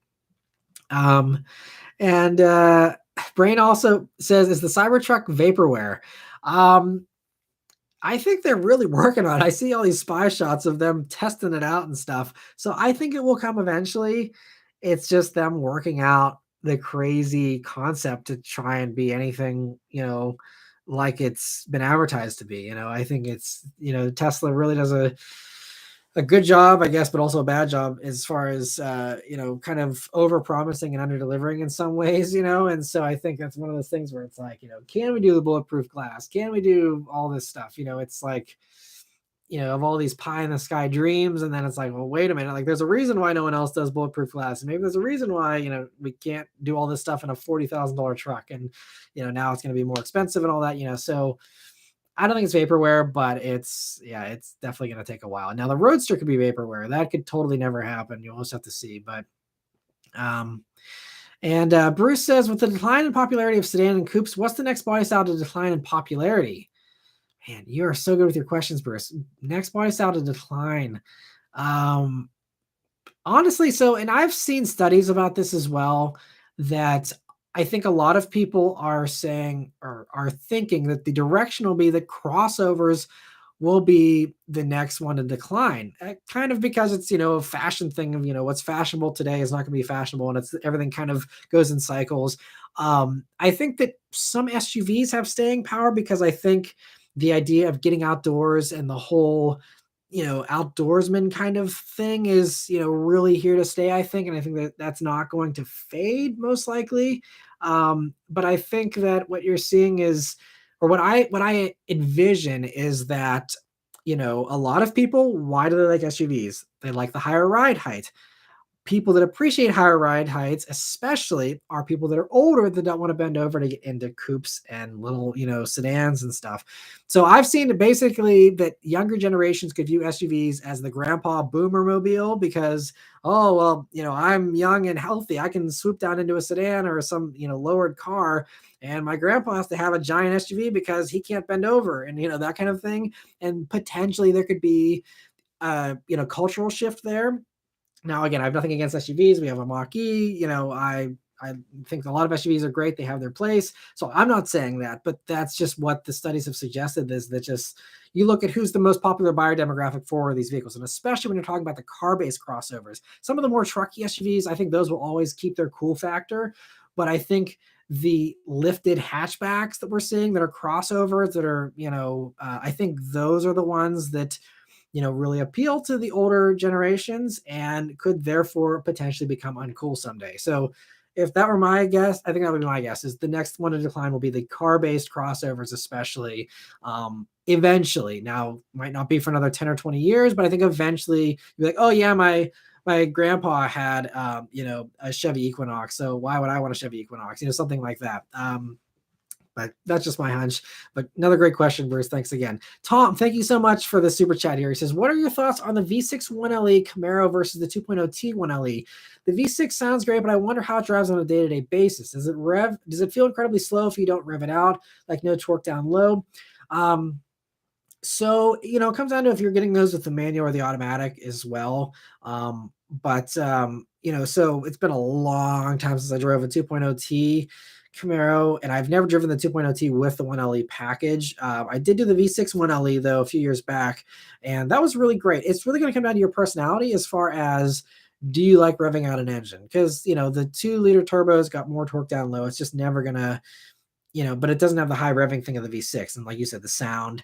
But you're still talking about a V6. So even though it's tuned to not have as much torque down low as the 2.0 T, it's still a V6. It still has torque. It's not like you're talking about like an S2000 or anything. So, I don't know. I think if it were my money, I would go for the V6 version still, just because again, the sound, and I really don't think you can underappreciate the sound. It's a really good sounding V6, I think, especially with an exhaust. And I don't think it feels incredibly slow to rev it out. I think it's fun. Again, everyone's different, and you might have a lower, tolerance for build up in revs, and you might want more torque down low. So certainly, I think it's worth giving them both a test drive and see. But I would go V6, I think, just for the sound and also just because V6s are getting more and more rare these days, and also I think longevity might be a little bit better on the V6 versus the 2.0 T potentially. So yeah, I'd probably say V6, but I had no complaints with power in the V6 whenever I drove the V6 1LE Camaro a few years back. I thought power was great. Again, it's been several years, but I don't recall any instance where I was like, man, this feels slow. It always just felt really good. And of course, if you get the automatic versions, then it's, I think, negated even more because with the automatics, you have 10 speeds in those things, and, you have a million gears to choose from, and it really does a good job of, optimizing that powertrain. And so that would be, another thing to help you out there. But I think that I'd go for V6. The 2.0 T is, cool as well, but I think V6 is definitely the way to go. And Brain says Freddie's flooded P1 is crazy. I haven't kept up on that, but I've heard about him working on that, which is interesting. He's a brave soul. Jonah says Jaguar E-Type is considered the most beautiful car ever made, next to the Mercedes 300 SL Gullwing. It's also more affordable than the Mercedes. Very true. And yeah, I mean, they're very beautiful cars for sure. I mean, the 300 SL is also beautiful. I have my grandfather actually bought a model and I inherited it. It's up there on the shelf. Can't see it because it's out of focus, but it's one of the models I have. I love the 300 SLs. Very beautiful cars for sure. Dom says, "What's your top 5 to 10 cars from before the '60s?" Um, 59 Ford. I'd say like a 40. So I really love the 46 to 48 generation of the Buick coupe. It's like a sedanette, they call it. It's got this like fastback kind of profile. It's really cool looking. And then Cadillac's version of that in the late 40s there is another one. It was really cool. And that was, they always had like the bow tail speedster kind of look to it. And then you had the fins that popped out, and the fins, you open up the fin to fill it up with the gas because that's where the gas cap was hidden. So cool the way they came up with those fun little things. So that's 3. I love the Studebakers from the like late 40s too, because they had a bullet nose in the front that was then ripped off by the 49 Ford a few years later. But they were the first one to do it, and that was a really cool look. And then it has on those Studebaker coupes from the 40s, they also have a submarine style rear window in the back. And some people said it almost looked like the car was backwards because it was such a wide view that it could look like a windshield almost. But it's just so unique. Just these really like out there things that were just daring and bold, and they tried them just to try them. So that's another one. And then 5th one, I'm trying to think, it's so hard to narrow down to just 5 because I think every single model year, they all look cool in various different ways. So like Brain says, 57 DeSoto, those old Mopars with the fins I think are great. I'm trying to think of like a 5th one as far as a highlight for me. Because there's just so many. I don't know. I'd say probably I also really like the 41 Fords. They have this like very like almost like the front of a ship with the way it kind of comes to this like point, and it's just so grand looking and just so cool. So I guess that's my top 5. I'd have to go through my dream car wish list again of all the classics because I don't even remember all of them because there's so many. I love like the 58 Pontiac, like the Bonnevilles and the Catalinas and stuff. Like they had this fun like thing where you had these like rocket inspired like jet booster things built into the side fenders in the back there, and it looked like it was actually like afterburners. Just so many cool little things like that in this jet age, and especially in the 50s there, was so fun. So yeah, so many good ones in my opinion. And let me see here. So other questions. I'm losing my place again. Yanal says, "Hey Matt, hope you and everyone here is doing well. Question for you: does Beth have a dream car? I know you've mentioned yours in the past, but never heard about Beth's." That's a great question. So Beth, yeah, she has a few cars she would love. She actually just today we were talking because we went to go see some horses this morning just because her friend has some and my daughter loves them. But she's like, I'd love to have a horse someday if we had the money. But beyond that, as far as actual vehicles go, she would love a Taycan. She loves the Taycans. She also still loves Mercedes, even though she doesn't have hers anymore. So she actually really likes the EQS. So like for her, it'd be like a toss up. Does she go for a Taycan or does she go for an EQS? Those are some she really likes. She also kind of likes classics as well. She'd also love like an early 50s Corvette in pink. But her grandfather had a Corvette back in the 50s, a black one that was really cool, and it was that same like first generation of the Corvette before they went to the dual headlights there in the front. So yeah, she said she'd even love to have one of those as well. But I think for her it's either Taycan or EQS. And she's got a few others that she's always like, oh, like that'd be cool. She'd love like a Bentayga someday if we were insanely rich, and won the lottery or something. So she'd love a Bentayga too. So she'd probably have a little collection as well if we ever hit the lottery someday. But yeah, she's got some dream cars too. And let me see here. Omar says, Matt looking to buy either a Chevy Silverado 1500 Classic SS or a Ford F-150 SVT Lightning. Which is more reliable? Also, do they come in manual? Good questions. Unfortunately, I'm not an expert on either of those, unfortunately, so I can't give you a very good opinion or answer. I don't believe either of them came in manuals, but I could be wrong. I think they're both auto only. As far as reliability goes, you're talking about two V8s, two old school V8s in both of those. So I would say reliability in my mind would be even and probably both be really solid. But I could be wrong again. There could be some quirks with those that I don't know about. I just unfortunately just do not have the best info for you. I wish I knew more, but both are great. I mean, they seem super cool. I've never driven either of them, but yeah, I think they're both be awesome vehicles. So good luck deciding between the two of them, and kudos to you for again shopping for something out of the ordinary. It's awesome. Um, and let me see here. Junkyard, the truck and car guy says the Magnum being in a yard hurt a bit coming from a Magnum owner. Yeah. So he's talking about if you watched the junkyard walk that I did this week, that was crazy seeing that rusted out Magnum. It was bad with the rust. I don't know. I mean, we get a lot of salt on the roads here in Pittsburgh, but I mean, it seemed like that thing just was like soaking in salt or something. Like that is an insane amount of rust in that thing. But I guess it means they held on to it and drove it as long as they possibly could to let the rust get that bad before it was junked. Um, but let me see. Jonah says, I saw that video. It's a shame the Mercedes couldn't be saved. The body was in near perfect shape. I would guess that the transmission sent it there. It's a problem spot in those 80s Mercedes. That's a shame to see. Yeah, it's so sad how some of these vehicles they have promise, but then just again money stuff. It's so annoying. Keeps good cars from staying on the road, and keeps other awesome future cars from ever coming to production. And it's always about the money, unfortunately. Cars Tech Wood says, I hope the swept back crossovers and SUVs decline. I'd rather the headroom and utility of a boxy design. Yeah, and I think Mercedes is certainly seeing that, and they said for this new generation of their SUVs, they will have coupe versions, but after this, they are done with coupe versions. So I guess they're either just not participating anymore, or they see that market fading.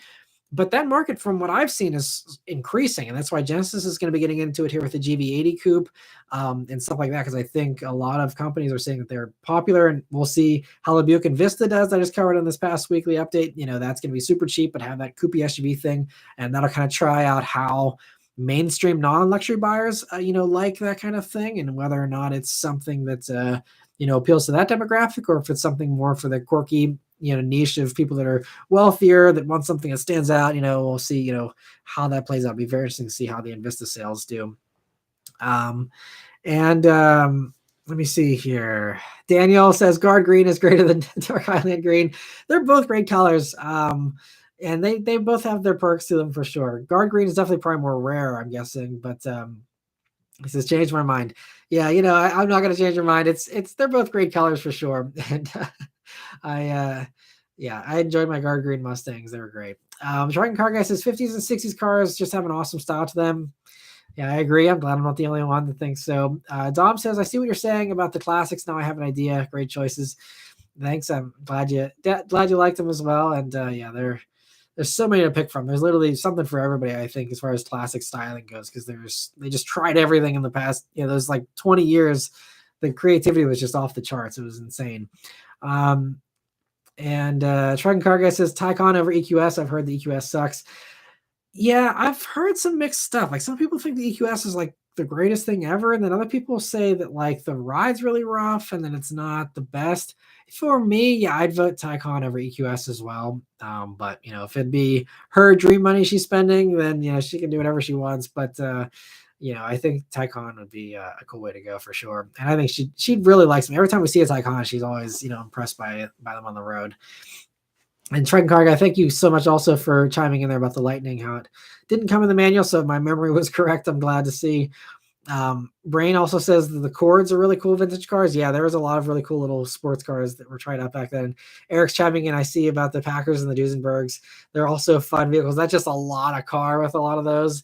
And for me, I just don't have to worry about parking something that's, a block long, so I just, stick to the more mainstream stuff of the time as well. And also I don't have to worry about them quite as much as Duesenbergs and stuff, which are so high end, that it'd be, you feel bad driving them a ton. And Truck and Car Guy says his Magnum does have a little rust, but not quite that bad. Well, I'm glad it's hopefully not too bad. Hopefully you can kind of keep it at bay there so it doesn't get out of control or anything. And MD says both the SVT Lightning and Silverado SS only came with 4-speed autos. Older gens may have been available with a stick. Okay, so yeah, thanks for offering that up there. So, man, 4-speed auto, that'd be an interesting experience for sure. And Raphael says it's hard being a car lover. There are so many I'd like to have. My wallet says be happy with my Camry. And there's nothing wrong with that too. Yeah, you gotta watch out for your wallet as well. It's this tough balancing act. Trying to find something fun and something that doesn't break the bank. It can be tricky for sure. And Cars Tech Wood said, I think a 64 Falcon with a 289 or a 302 and modern 5-speed transmission would be an amazing little driver. Yeah, that'd be a great little car. And that's kind of one of the fun cars I was considering when I was back whenever I potentially had the means and the space to get into the classic car hobby. I was considering like an old little Falcon convertible just to get me started. But also the regular cars, they had the Falcon there for a while, and that one seemed to be pretty problematic, the one that they had. So I'm not sure if it's just a luck of the draw with those or what was the deal with theirs. But yeah, Falcons seem like great little cars too. And Vancy says, "Hey man, I have a new appreciation for the LT1 Camaro after my brother had one for a week. Hooks up really well, even with 245 wide tires. That's awesome. I'm glad that it's that good because I still have not driven the LT1, so I'd love to try one out someday and see. But I don't know if they're down to 245s there. That's impressive. They hook up as well as they do. But I mean, that Alpha platform, they did such a good job of setting it up to, make it so you didn't have to have crazy tires to have really good grip still. So yeah, I'm glad to hear it. And hopefully I get to try out the LT1 someday here. Victor says, what do you think about the Lotus Elise? How does it compare to the S2000? I've only driven an Elise once for like 5 miles. That was it. I've ridden in an Elise. I had a friend a while back that had an Elise and rode in that several times. And they're great, great cars. I think the Elise is definitely, I think, on a higher level than the S2000, obviously being mid-engined, being just a little lower, a little more hardcore than the S2000.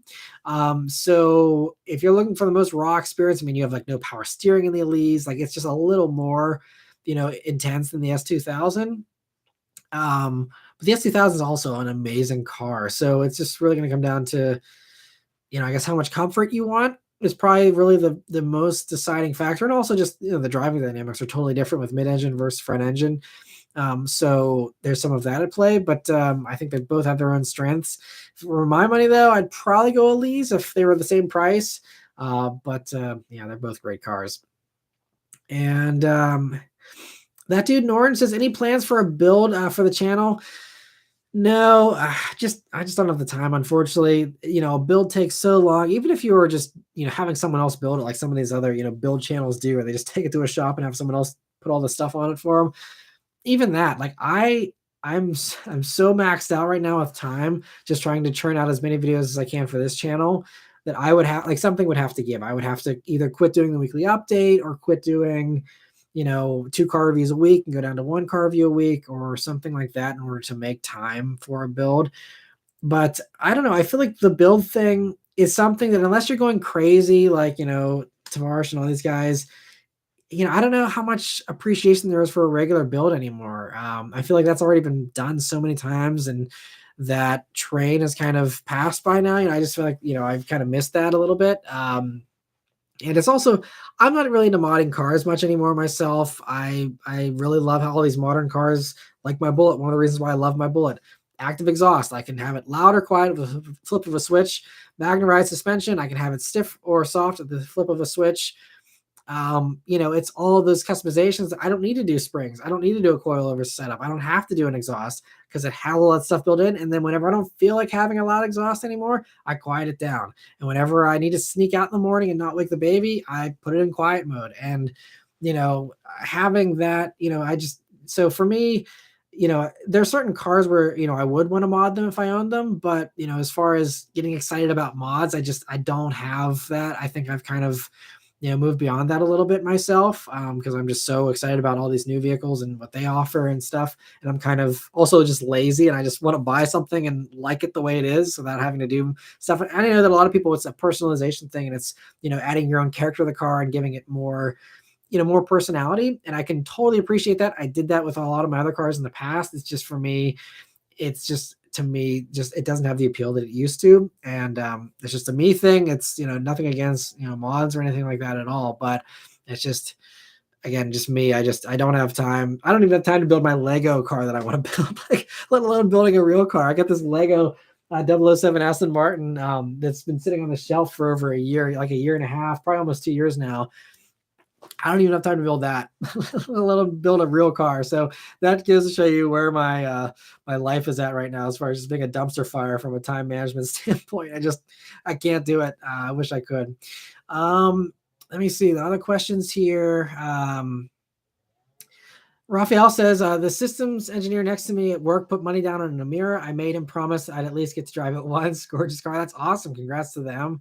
And yeah, I'm excited for the Amiras. I think it's going to be a really great alternative to the Cayman. And I'm excited to hopefully see some around here again since we have a Lotus dealer nearby. Hopefully some local people actually buy them so I can see one around and maybe someday approach an owner at Cars and Coffee and see if I can ever review one there or something. And Triton Car Guy saying the S2000s are hard to find in good condition for decent prices. Yeah, they really are tough these days. So honestly, an Elise might be better buy these days anyway. And Jay says Chrysler needs to bring back those Fifth Avenue plush interiors, which we were talking about in the junkyard video. I showed that, and that was, yeah, I think you're slowly starting to see some of that, at least as far as that mentality come back. Like even whenever I was on the launch for the Hyundai Ioniq 6, they said how like the back seat, it's supposed to be like a lounge, and they have built into the rear doors there's actually like a little bit of like a couch kind of thing, like almost like wings in the built into the rear doors there, so you can kind of like lean into the crack between the door and the back seat there if you wanted to. And trying to slowly get back. And I think as you're seeing more and more stuff kind of be inspired by the 70s a little bit, I think you're starting to see some of that super plush stuff coming back. You're seeing more red interiors again, those types of things. So I think that there is a chance that we start to see some really plush stuff, because I think you also have to differentiate yourself whenever these cars are electric and you're marketing to cars to people that want something totally silent, that just want super comfortable transportation. How do you do that? You bring back the pillowy soft seats and things like that, and kind of like I was talking about in that junkyard video. You had the light bars in the front that were all the rage in the 80s and the 90s, went away, and now they're back again. Same thing with the full width taillights. That was all the rage in the 80s and the 90s, and now it's back again. Digital gauges, all the rage in the 80s and the 90s, now they're back again. So there's some of these cyclical things that so I would expect other trends from those time periods to come back as well. So it's just kind of funny how that works. Challenger Chris says, don't give up on the weekly update. Nice to have scheduled car news show.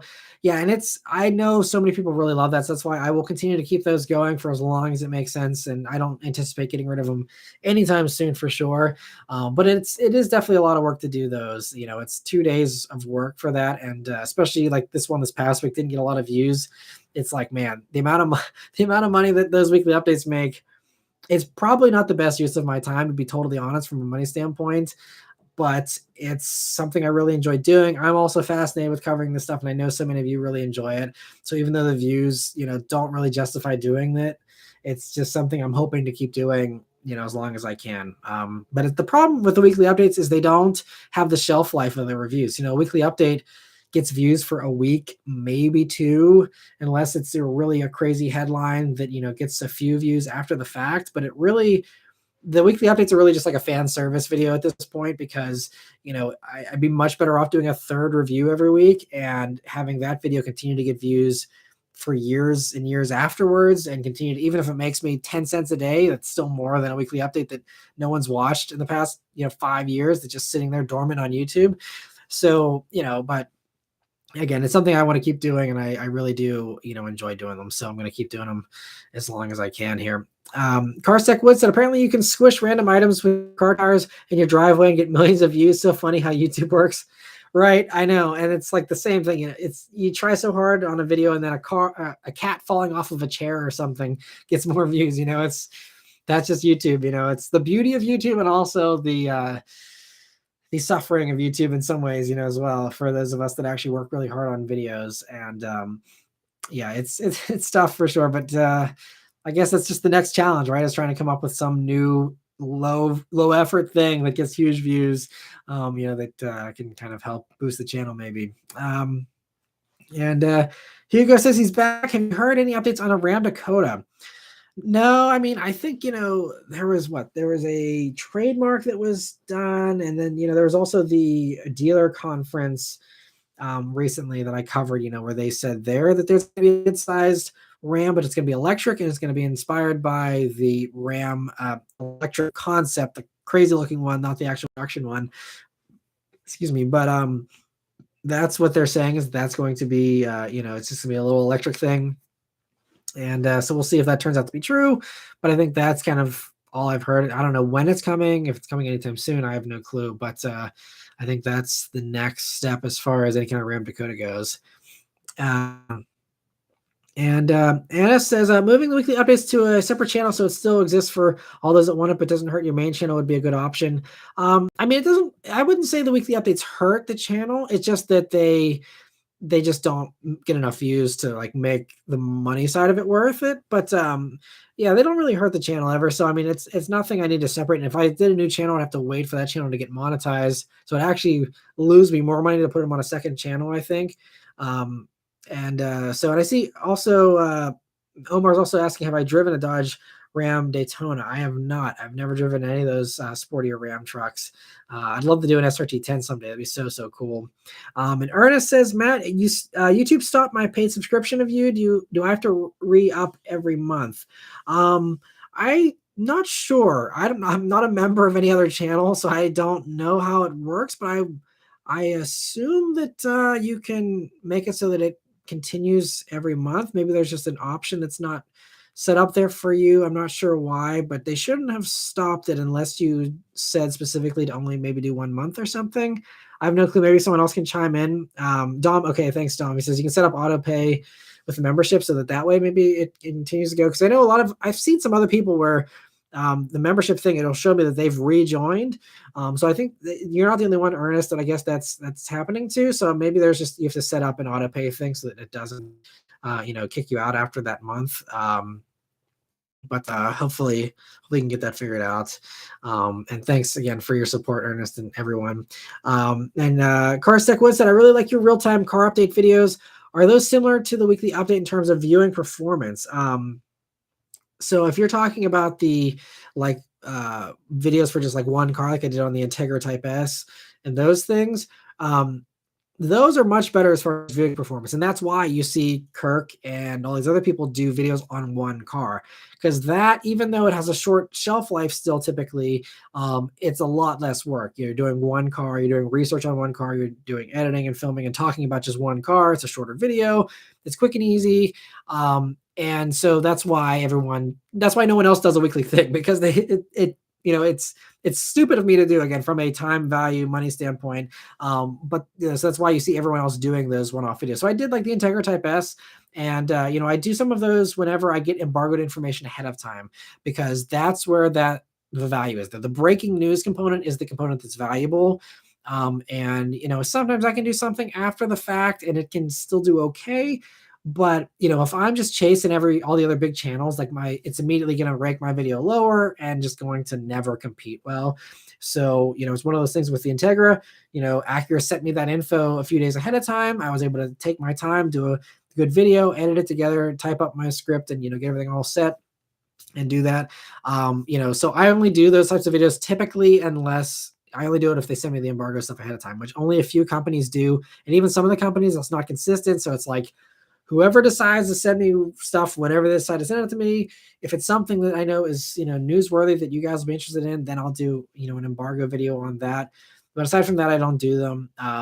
It's something that would make a lot of sense to do. It's just, again, the time standpoint. And especially some of these vehicles, especially if I don't have the embargo info ahead of time, I may know when the car is coming out just because they published that, component of it or whatever, but I don't have any info. And so it's also sometimes, they post these the videos, they go live, at the middle of the morning, or they'll be middle of the evening or something. There's a lot of times where I'm in a plane and this car's coming out, but I can't do a video in an airport or something, so I can't scramble to get it done fast enough.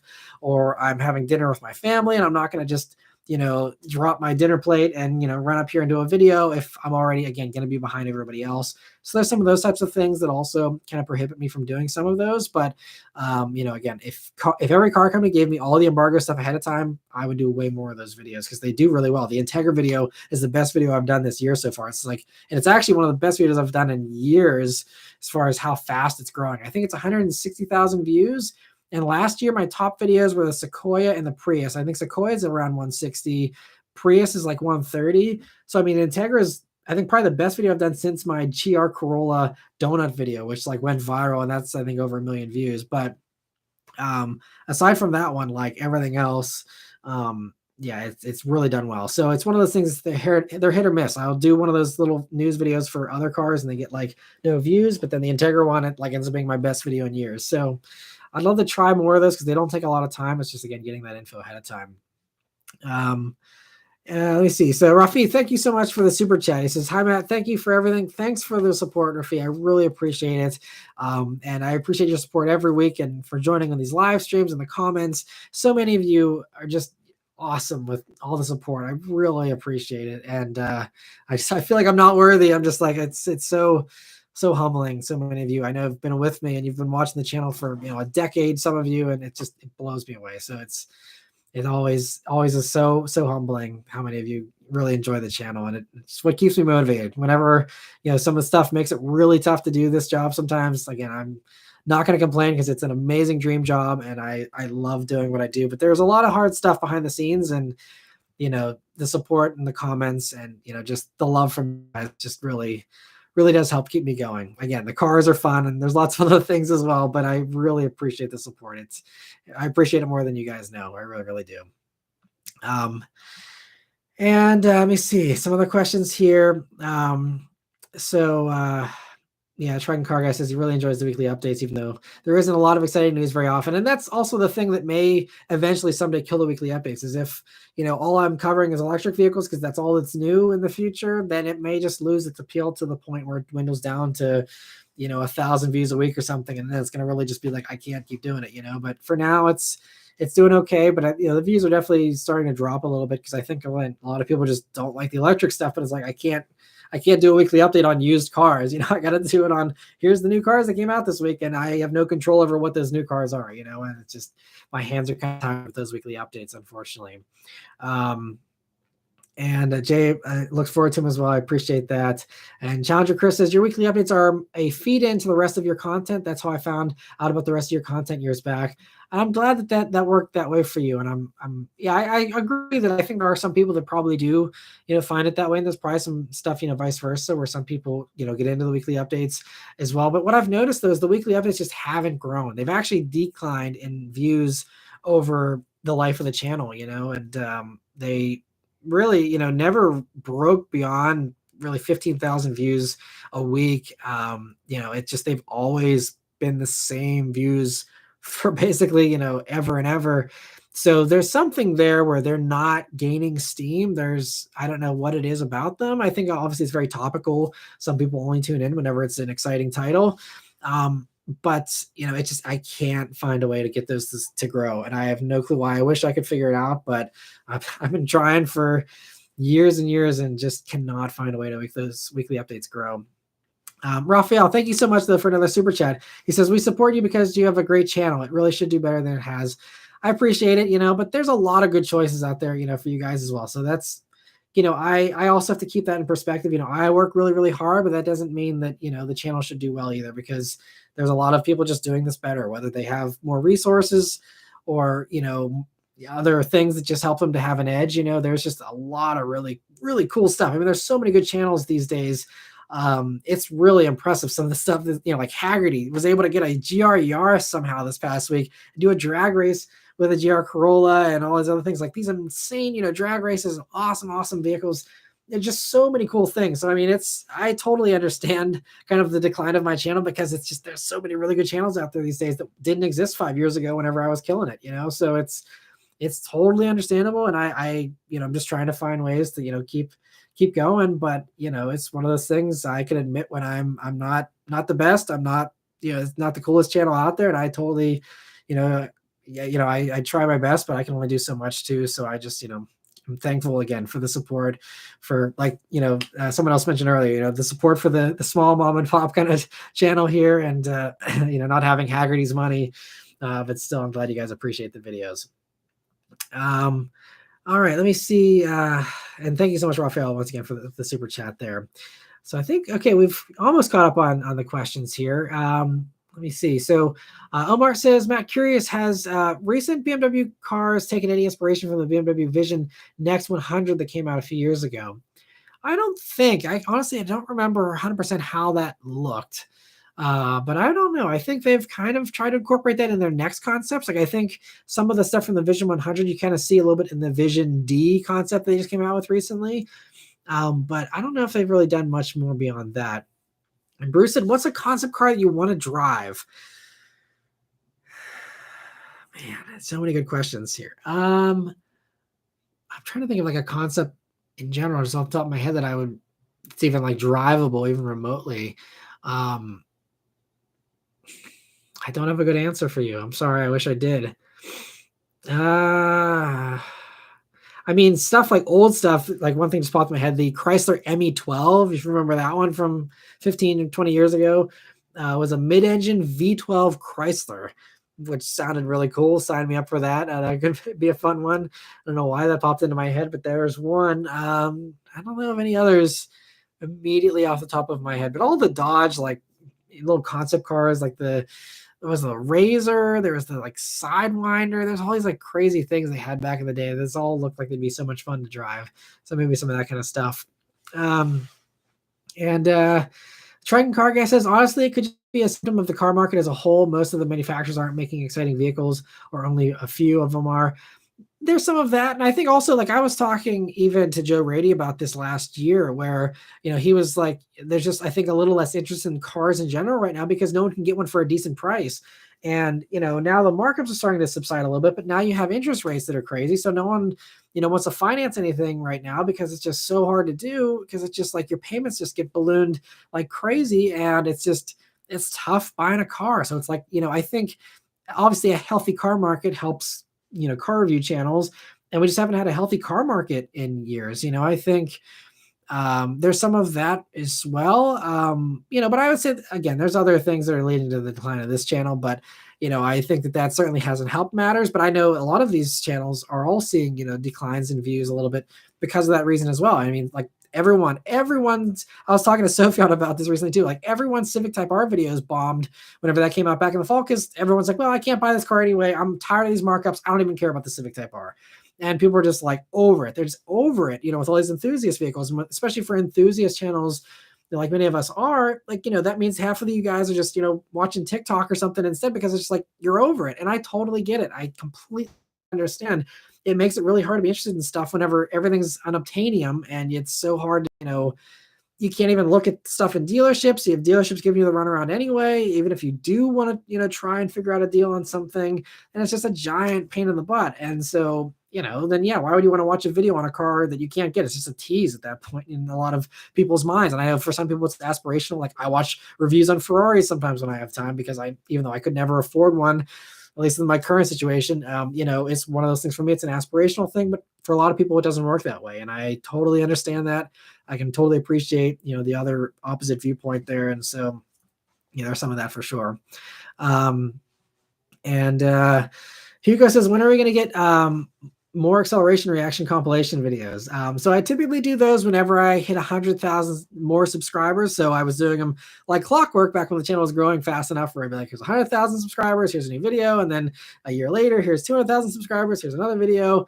And I was doing that. That was the thing to do. But clearly, I'll probably, I don't know, I'll have gray hair by the time I hit 500,000 subscribers. So, it probably makes sense to do a compilation sooner than that.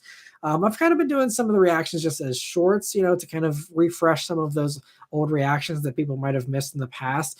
But I don't know, maybe that could be an idea for a member exclusive video or something, to do a compilation video. Because those videos, I thought they would always be more popular than they were, but I don't think they ever really got very many views. So that could be something to do as a member exclusive thing, maybe, and just put that together someday and have that as a fun little exclusive. We'll have to see.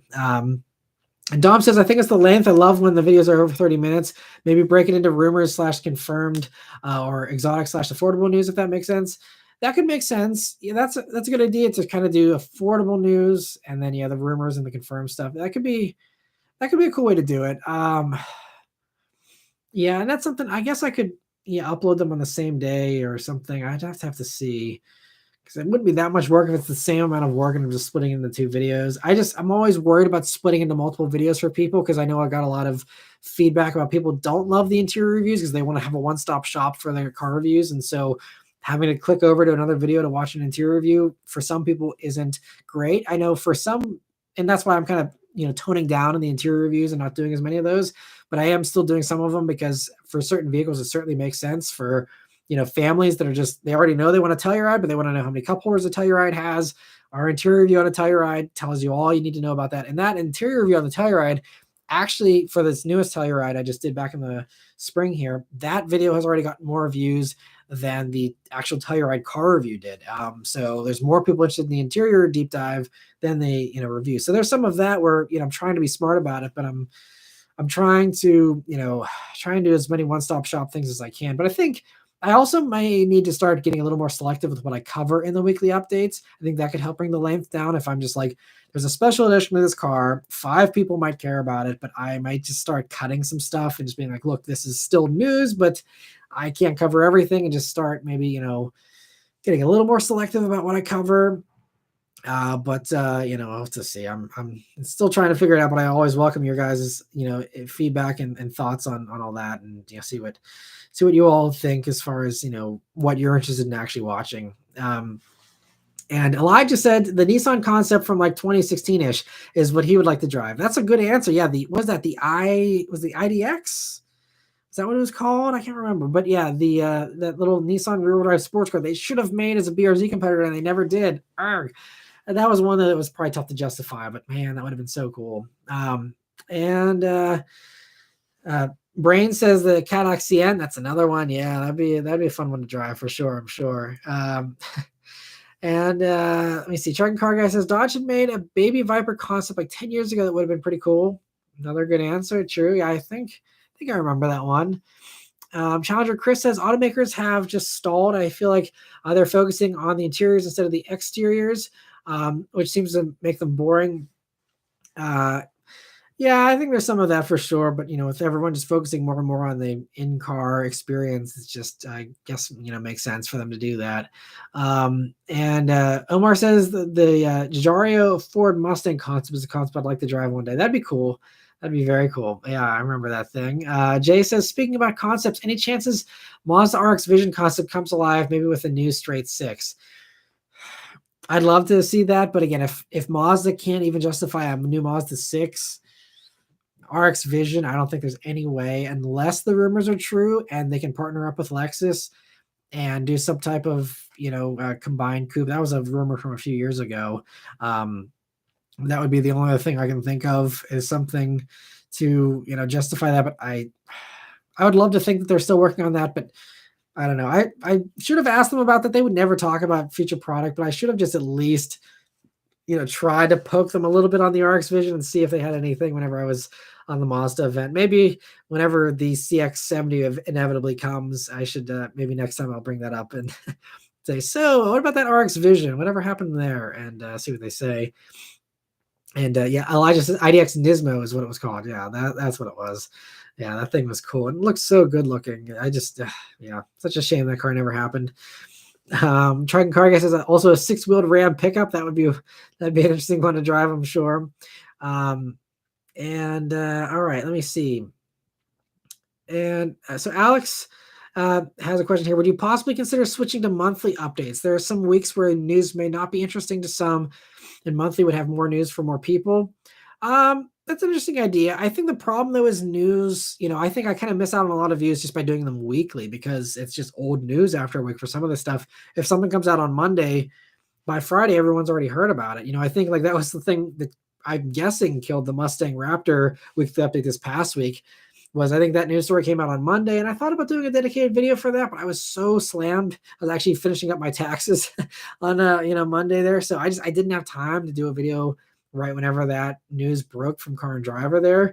But I think that's why by Friday everyone had already heard about the Mustang Raptor, and so that weekly update just did not do as well as I was hoping it would. So I think by the time you get to a monthly thing, it just would be too old. And, I think people also that watch those really enjoy staying up to date. And so the kind of, current nature of those is really important. So I think a monthly thing would make it too long. And also there'd be so much to cover. I'd really have to get selective about what I covered if I did a monthly video instead. Yeah. It'd be nice from a work standpoint to not do as much, but yeah, I think that just probably wouldn't work out. But Carsec Wood says Nissan Titan Warrior. That the one that had like the GTR motor or something, and I can't remember. But yeah. And Andy says, where should I sell my STIs? Facebook or somewhere else? If you're selling an STI, I'd first say, maybe try like all the Facebook, pages for, WRXs. I don't know if the NASIOC forums, the North American International Owners Association of Impreza owners. I can't remember, but if you Google NASIOC, that was the old Subaru forum back in the day.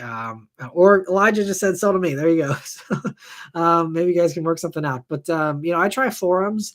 Facebook, is a little tough because you just get a bunch of people that are tire kickers there, especially. Otherwise, though, I mean, it's also worth it. This live stream isn't sponsored by them, but Carmigo is one of the sponsors I talked about over the past several months. I had a partnership with them here, and I'm hoping to do more in the future with them. But Carmigo, they're pretty easy and straightforward because it's kind of like a Carvana thing, but you're selling to dealers. So you basically just it's an auction it's a 24-hour auction. You just take pictures of your car. They do all the work and everything, and then you just say how much you want for your car, and then dealers get a notification. They can all bid on it, and then if someone meets or beats your minimum price there, then it sells to that dealer, and Carmigo comes and gets the car from you and handles everything else, and that's the end of it. So you could try there. Just it doesn't hurt to, if you have a price you would like and you want to get it done quickly, you can have it sold in 24 hours if you want with Carmigo, and you just put it on there, and then it's done. And then if it doesn't meet your price, then you don't have to sell it. If you still want to, I think they still let you see the offers in case you want to take a lower offer. But otherwise, if it doesn't meet your minimum price, then you don't sell it. You can go and try all the other forums and everything else as well. But it doesn't hurt to at least throw it out there, see if a dealer is willing to pay you for it, and then go from there. Yeah. Let me see. So other questions here. So Brain says the V10 Shelby Cobra concept is still legendary. That thing is awesome. I think if we're talking about the same thing, you're talking about the one that was in the Triple X movie, I think, right? Triple X 2 with the Ice Cube. If any of you ever watched that, that was an interesting ending scene with that Shelby Cobra too. That was a good movie though. I actually really enjoyed it, but it was funny, some of the far-fetched stuff in that movie. And Hugo says, how do you feel that Jeep is going to discontinue the Cherokee? Yeah, it's sad. They've talked about how it's probably going to come back. And so I can't imagine they want to leave that market, segment empty, because it's just, one of the most popular segments out there. So I'm assuming something's coming down the road, but it's interesting. They've had this gap. I think Cherokee production ended, I thought it was at the end of January. So I think it's already done and over with. And it's like, they're not even idle plant, and you don't have anything on the horizon. I don't know what, got lost in the shuffle there, that they were just like, yeah, we're just not going to have a Cherokee for a while. I don't know. I mean, it just seems like they're just kind of conceding market share to the other, competitors for no reason. They could have just made something new, make a heavy refresh of the current Cherokee, keep churning them out, and you still sell a bunch of them. It just, again, seems kind of strange. But, I didn't love the Cherokee myself or anything, so it's not like a huge loss in my opinion, but, still lots of people bought them. So I feel like it should be something they should have kept going. But, I'm sure there's stuff I'm not aware of that's, contributing to that. And BJ says to come review my NSX and 300ZX twin turbo. I definitely want to do both of those. Thanks for following up again, BJ. I still got your name on the wait list there. I'm hoping to come out there to the middle of PA and review your cars. I'm hoping this year. We'll see, because now they're talking about gas prices getting more expensive. And, if it costs me $100 in gas to go out and back in the Bullet, then that makes it a little bit tougher to justify. But I'm really hoping to come review those. I really, really want to. And trust me, I haven't forgotten about you. Every time I'm like, man, if there's a gap in my schedule, I'm like, okay, can I make it out there to review those cars? Because I know both of those should hopefully do really well, as far as views go. So I really do want to review them, and it's so kind of you to offer them up to me, and I'm hoping I can make it happen. So stay tuned for an email from me. Hopefully sometime this summer I can make that happen. I'm going to try and get more selective with the press vehicles here, and I've been saying no to a lot of stuff, but I need to say no to more to give me some more schedule gaps here that I can start hitting the road and filming some stuff. And Two Track Jack says, personally, okay, so we're talking about something else here that I missed. But he said, personally, I'd keep the Accord Turbo, lots more tuning capability there.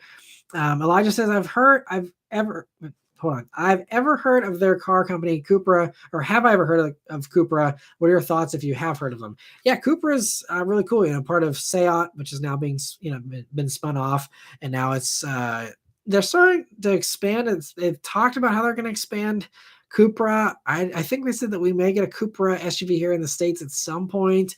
But yeah, if you saw, I didn't cover it because it came out after the weekly update this past week, but the new Cupra Coupe thing, it's like a concept that they came out with. I'm pretty sure it was a Cupra, and it looks wild. Like, it looks like the next Batmobile, like really, really sweet. And I'm like, man, like if that thing came to the States, they would sell a ton of those things, I think, just because it looks super cool.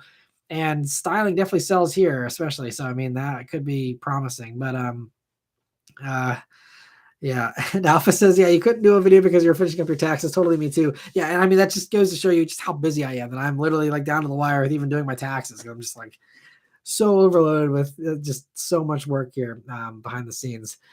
And yeah, Elijah said it looks super cool.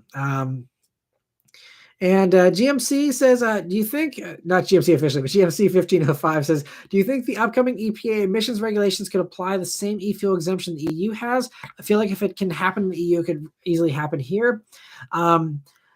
I think, that's something that's potentially, on the table if we get to a point where the EPA actually comes out with a full-blown ban at any point. But I think, in the meantime, they don't need an exemption because, even by the newest EPA stuff is by 2032, it's what, 68 or 69% of sales have to be electrified, but you still have, a third of cars that can still be gas guzzlers. So, I think there's no need for that in the current setup, and we'll see how regulations change here and what happens. But I think, like, oftentimes Europe kind of does things before we do, obviously. So I think that gives us time here in the States to see how that exemption kind of plays out in the 2030s for Europe, and then if the things line up so that there is some kind of ban in maybe the 2040s here in the States or something like that, then we could say, okay, is this e-fuel thing going to make sense? I think there's potential there. I think there's lots of potential in various places as far as maybe it won't make sense because you'll have just enough gas to stick around for all the existing vehicles and collector vehicles. I mean, because we have our own gas production here in the States as well, with Texas and other states being big producers still, so we could just make our own. Even if the EU countries shut down with their production, even if the Middle East shuts down, we could still probably support enthusiast vehicles just with our own production, I'm guessing. Here in the States, if it's dwindled down to the point where consumer vehicles and commuters are the only ones that are all electric, and all the enthusiast vehicles are the only ones that are gas, something like that. But yeah, I don't know. Again, I think it's so far away that that's not even a concern right now for the U.S. It'll be a long time before we have to worry about that here. But anyway, I see we've already crossed over the 2-hour mark. Time flies when you're having fun. I didn't even realize it until just a second ago here. But so we will wrap it up here for the week. And yeah, stay tuned. I'll be doing another live stream here next week as well. And so stay tuned for that one. And thank you again to all of you who became members here this week, and to all of those membership gifts, especially, and all the super chats and everything. I really appreciate all the support from all of you. It's been great hanging out. Hope you all have a good rest of your Sunday here. And thanks so much for taking the time here to spend a little time with little old me as well. I really appreciate the time. It's so much fun talking cars with all you guys. And it's so fun. I don't have time to get to cars and coffee as much anymore. So this is like my own cars and coffee of chatting cars with other enthusiasts. It's so much fun hanging out with all you guys. So thank you all very much for joining. Have a great week here, and stay tuned. I got lots of good stuff here coming this week. I got a very fun reaction coming for you tomorrow, so stay tuned for that. Hey, thank you all very much for watching here. I'll see you guys on the next one. Take care.